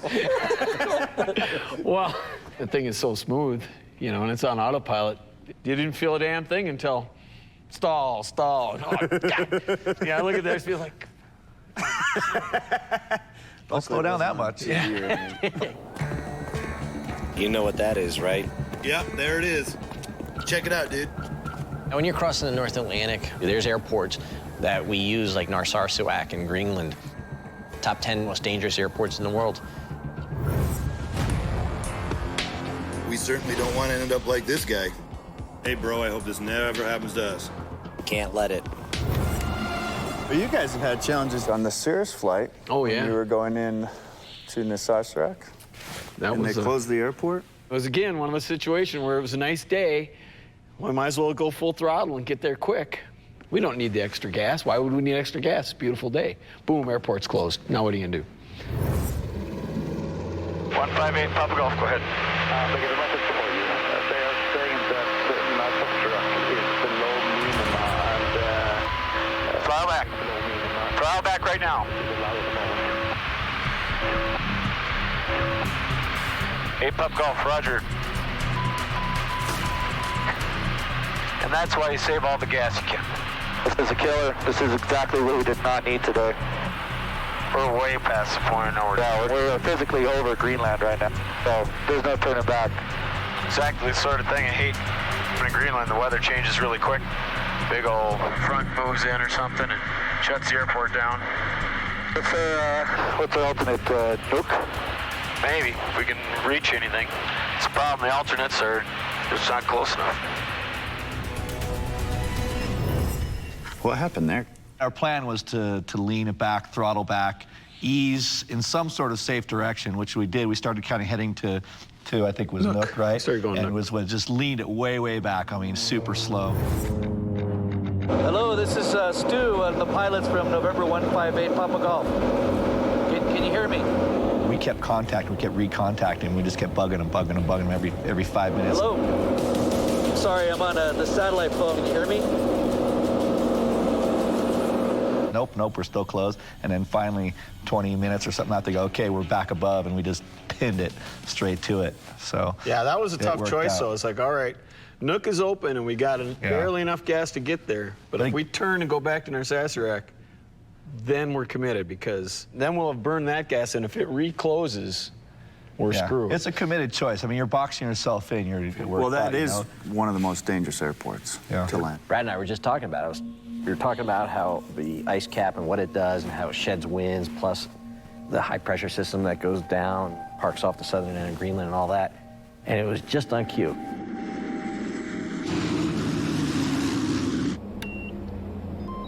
This place is nuts. Look how many fjords you have, and you miss one, you pick the wrong one, you're dead. Yeah, this is crazy. On this arrival, we've got 20-knot winds. In that fjord, it can get really aggressive with the turbulence and wind shear. Woohoo! Oh, slowing down.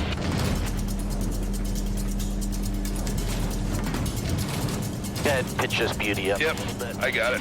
Thank you, sir. Man, right on cue. That was unbelievable. November 78, Quebec Romeo, turning final runway 07.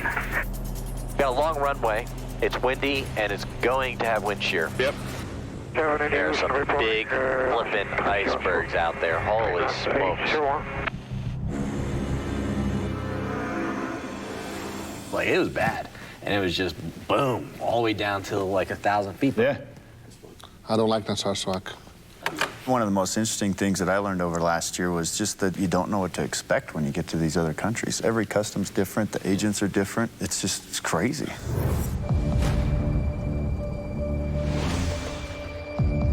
What the hell? We got no power for the plane. Well, if we can't get this started in a couple of minutes, it means we're staying here for a while. What in the hell? You want me to go see if the fuel truck has a jumper? Oh, that morning, the runway was closing for maintenance, and so we had to be in the air before 8, and we go to fire it up, and our battery's completely dead. Here he is. We need to get jumped and get out of here. Can you jump us? He had no idea. This is the best cue going. Jump us? He has no idea what I'm trying to say. Battery dead. We need to plug in Yeah. You got that? Yeah. We gotta hurry though. They're closing the runway. Time we got. We really do only have a few minutes. He went and took a battery out of another airplane, ran it over, we jumped it, got ours started, and we were off. We took off. My GPS said 8:01. Yeah. In a foreign country, a good rule is that if they don't speak the language, just speak louder to them, and that always works. If you just start yelling jump start, they're like, oh yeah, See, now I get I've it. become, in ferry flying, I've become an expert at international charades. You know, it's like, I need fuel, or a jump. That's why I speak 35 languages. I'm cheap. I don't like to spend money because every dollar that I save comes into my pocket. So I avoid paying for handlers as much as I can. Roger that. And then, but if you come in, you know, sometimes I bring a little T-shirt that people will recognize. It goes a long way, you know? Let's see your charm. Show me dimples, lady killer. Lady killer. Indonesia really loves football, and they're big fans of Brazil for the soccer. We do not have any handlers, any support, anybody there. So maybe I can make some friends. It's Ronaldo. Indonesia. How are you? I'm Captain Lucchesi, okay? We're going to file the flight plans. Your friend Ronaldo. Yeah, my friend Ronaldo. How's my friend? He gave me a shirt. You know, I love the shirt. That actually did work with some of the guys, but not with that immigration dude. So on immigration side, what do we have to do now then to clear? My role, your problem like this, to investigation for you. Investigation? We called the airport authority. Do I need to hire a handler? They said no. Yeah, like this. We're waiting for the big boss, and he's going to be the one that decides what the appropriate punishment is for us. I mean, it could seriously be jail. You know, even today, I don't know what was going on. I think they were just looking for some extra cash. 620. Thank you so much, okay? We'll see you next time. There are two friends that always get me out of trouble. One is Ronaldo, the other one is Ben Franklin. The Benjis. Right now, we're not sure the plane's ready. We need to get going, though. I mean, we have to get it there tonight. We don't have to do anything.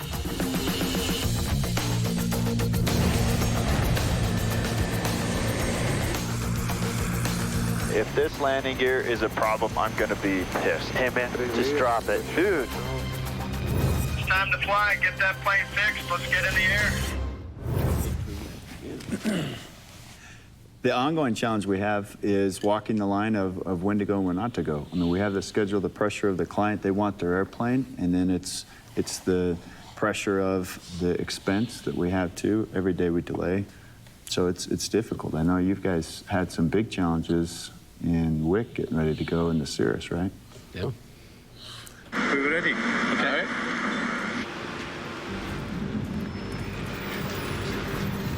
And this afternoon, from about 3 o'clock onwards, it's all lifting till basically a clear sky. Excellent. For the North Atlantic in the winter, it's a beautiful day. Well, if they all went with a forecast like that, they're all going to live.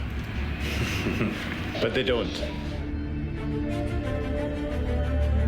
We get moving pretty quick. We need an hour. 5 minutes. 5 minutes? Don't take on a ferry flight if you've got a deadline to meet, because that's the real killer.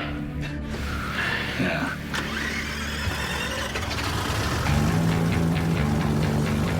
Yeah. I didn't think I'd be doing this again, but here we go.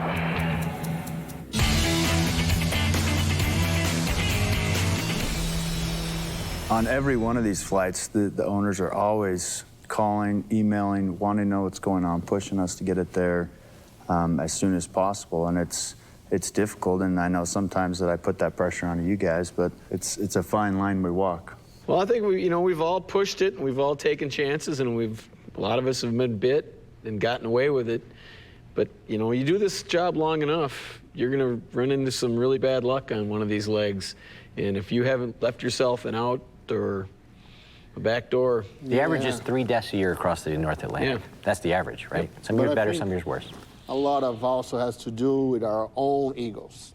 Okay, a lot of us, we have that mission accomplished kind of deal. I did this in the shortest time. That's a fatal attitude. You keep doing it. You go ahead. Let me know how that goes. It's definitely been a learning curve for myself, that's for sure. Having the opportunity to fly with you guys too, and being out there with you and seeing all the that we have to go through to make it happen, this is not your normal flying. My friends think it's so glamorous, these different places we go. They don't realize some of the holes we have to stay in. And then, God, you get so tired on these trips too. It's tough. You know, you get to the hotel, you're exhausted, and you don't get 8 hours of sleep because you got to get up and flight plan. You got to look at weather. You got to get out to the airplane. You got to pre-flight, and it's just like you got to fuel, pay fees, everything. And it's just like you're always running on 5 hours of sleep a day. Well, let's see some tiring times. Wow.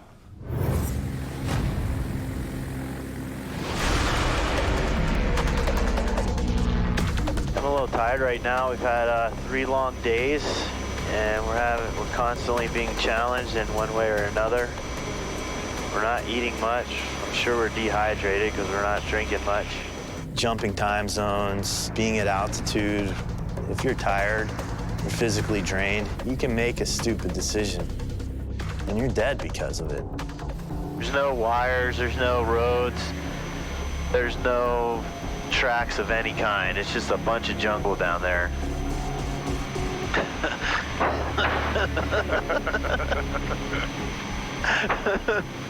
It's like Beavis and Butthead flying the most dangerous missions in the world. All we can talk about is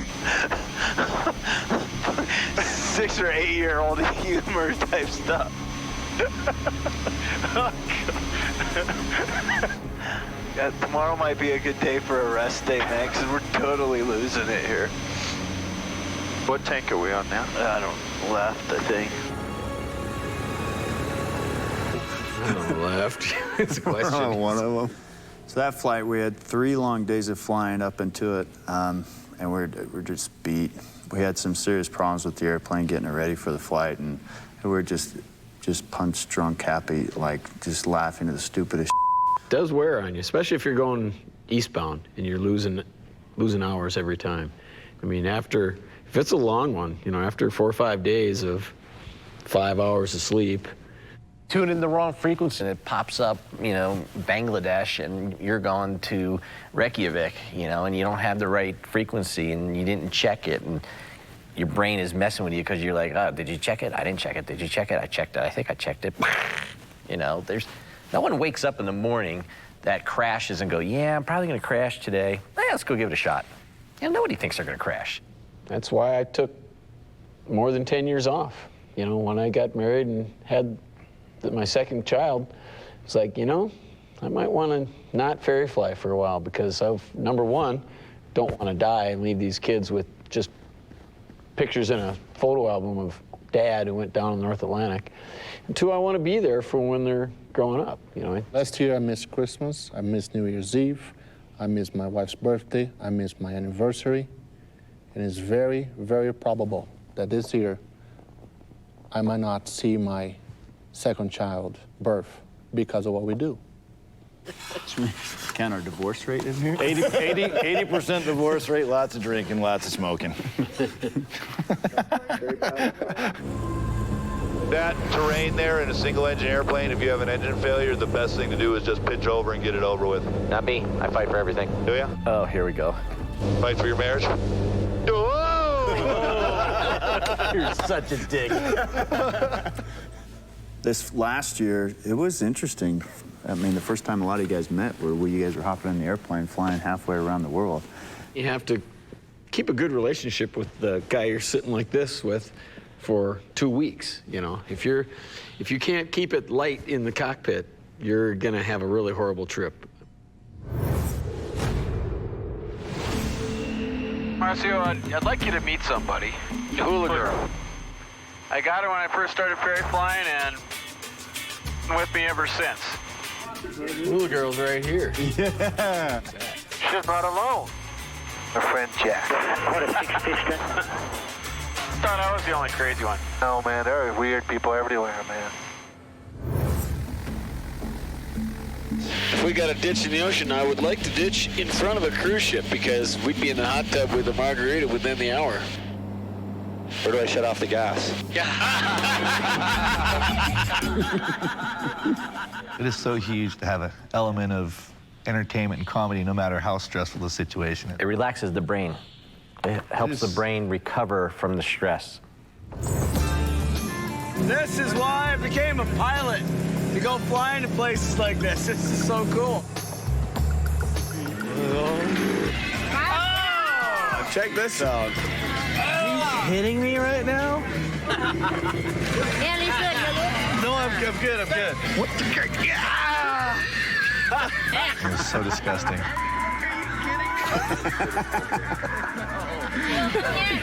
No, I'm not. Yeah. I'll pass.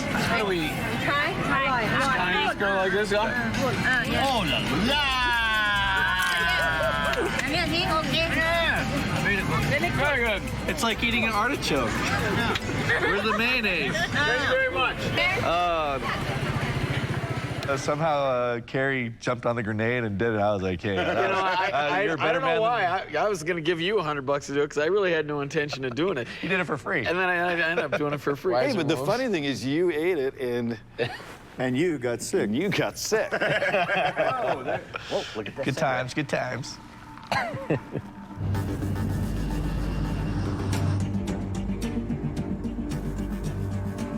What did you eat last night that's killing you? Oh no, we tried some local Pakistan cuisine. That was really good, but it was definitely off the grid for me. Kind of paid for it all night and was hoping to get it kind of out of my system before we started flying, but Iran's airspace is about 5 miles that way. Those guys aren't too friendly. oh, tell you what though, the way I feel right now, if that was the closest bathroom, I'd take it. You're gonna have buns of steel out here and you got clench going. Hang in there, my brother. Hang in there. Yeah. 4.5 hours of the most torturous flying I've ever had to do. Yeah, I suppose if it was a real rocking day, it could be a little more uncomfortable. I needed to be in a hospital.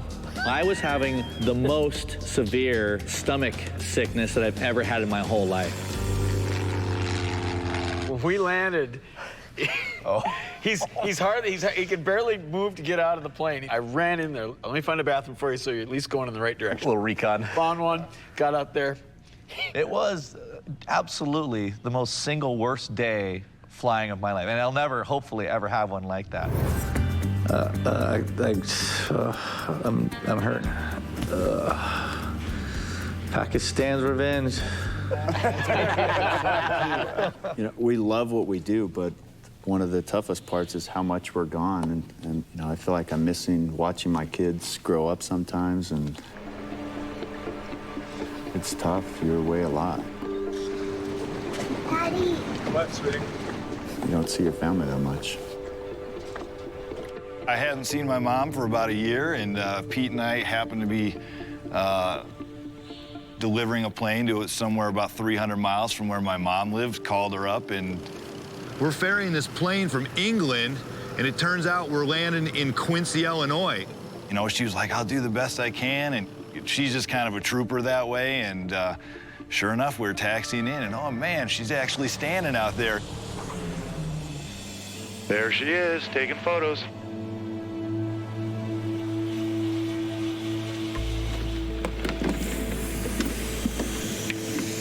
Hey, we made it. We finally made it. Okay. How's it going? Is it a good great? It felt awesome to see my mom. I mean, I haven't seen her forever.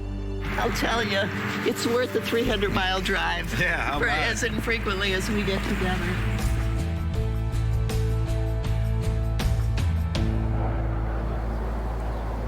It was a nice surprise for sure. It's nice to have those wins on these trips. And sometimes, like this last flight, That was a tremendous, horrible flight coming back home. Singapore to Tokyo to LA, driving to San Diego. Ugh. I said, I am not doing this again. I am done with this. But there's a little bug that comes in, and you start bringing your memories back. It's a sickness. It is. It's off you go, you know, and it's just like an addiction. How do you stop it? It is almost like an addiction. Doesn't take much time to reset, you know? Yeah. You get home, do your laundry, all right? Let's do it. Ready to go. Then the phone rings. The phone rings. And you say, no, I'm not doing this again. Well, but it's a Phenom 300 going to Australia, dude. And then you go and you look at the map and say, oh, man, this is going to be cool, you know? Okay, I do it. Oh, okay, I can do it one more time.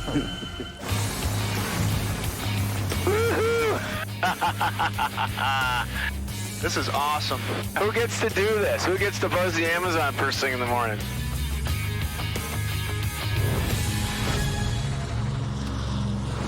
We know this is the most dangerous type of flying, and it's very stressful. The pay's not great, but we do have some amazing experiences, though.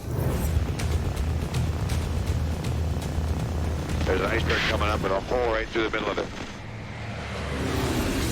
Minimums, minimums.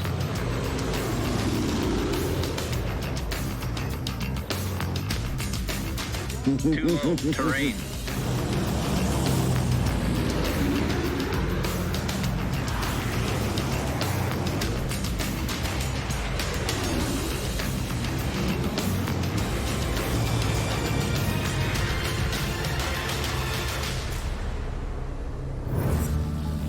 Look at this. Holy cow. That's huge. That's cool. That is very cool. That's badass. The whole thing just looks like it's out of the Lost World or something. Look at that. Wow. Unbelievable. Pretty impressive. You know, this is why I ferry fly. Dude, if we got this day off, let's take my jet up and see what it can do. Awesome. Here we go. Oh! Very nice. Very nice on the vertical up to 7,000. Very cool. Pretty sweet, huh? Yeah, it is. I love the view, too. Okay, you got the aircraft? I've got it. They're well inverted. I'm gonna float it down to the horizon. That's about good. Now roll back. Dude, how cool is that? And that bitchin'? That's bitchin'.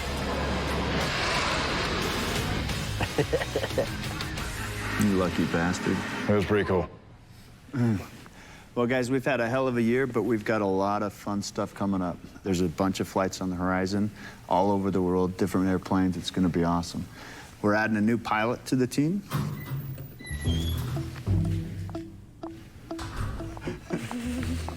Kerry, why don't you introduce your new co-pilot? Gentlemen, it's my daughter Claire, my new co-pilot. Hi, Claire. Hey.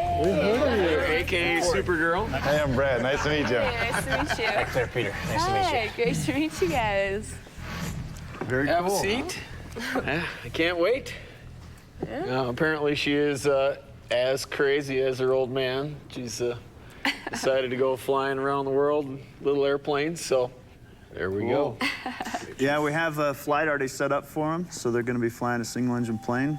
And we've got a bunch of other flights set up, too. We have, I know that Marcio's got a Jet Aviva Phenom flight coming up, and then there's a bunch of other cool flights. This is going to be much different than what we did last year, more difficult, and it's going to be fun. So let's have a cheers next year. Here you go, Claire. Let's stay out of the ocean, stay out of the jungle.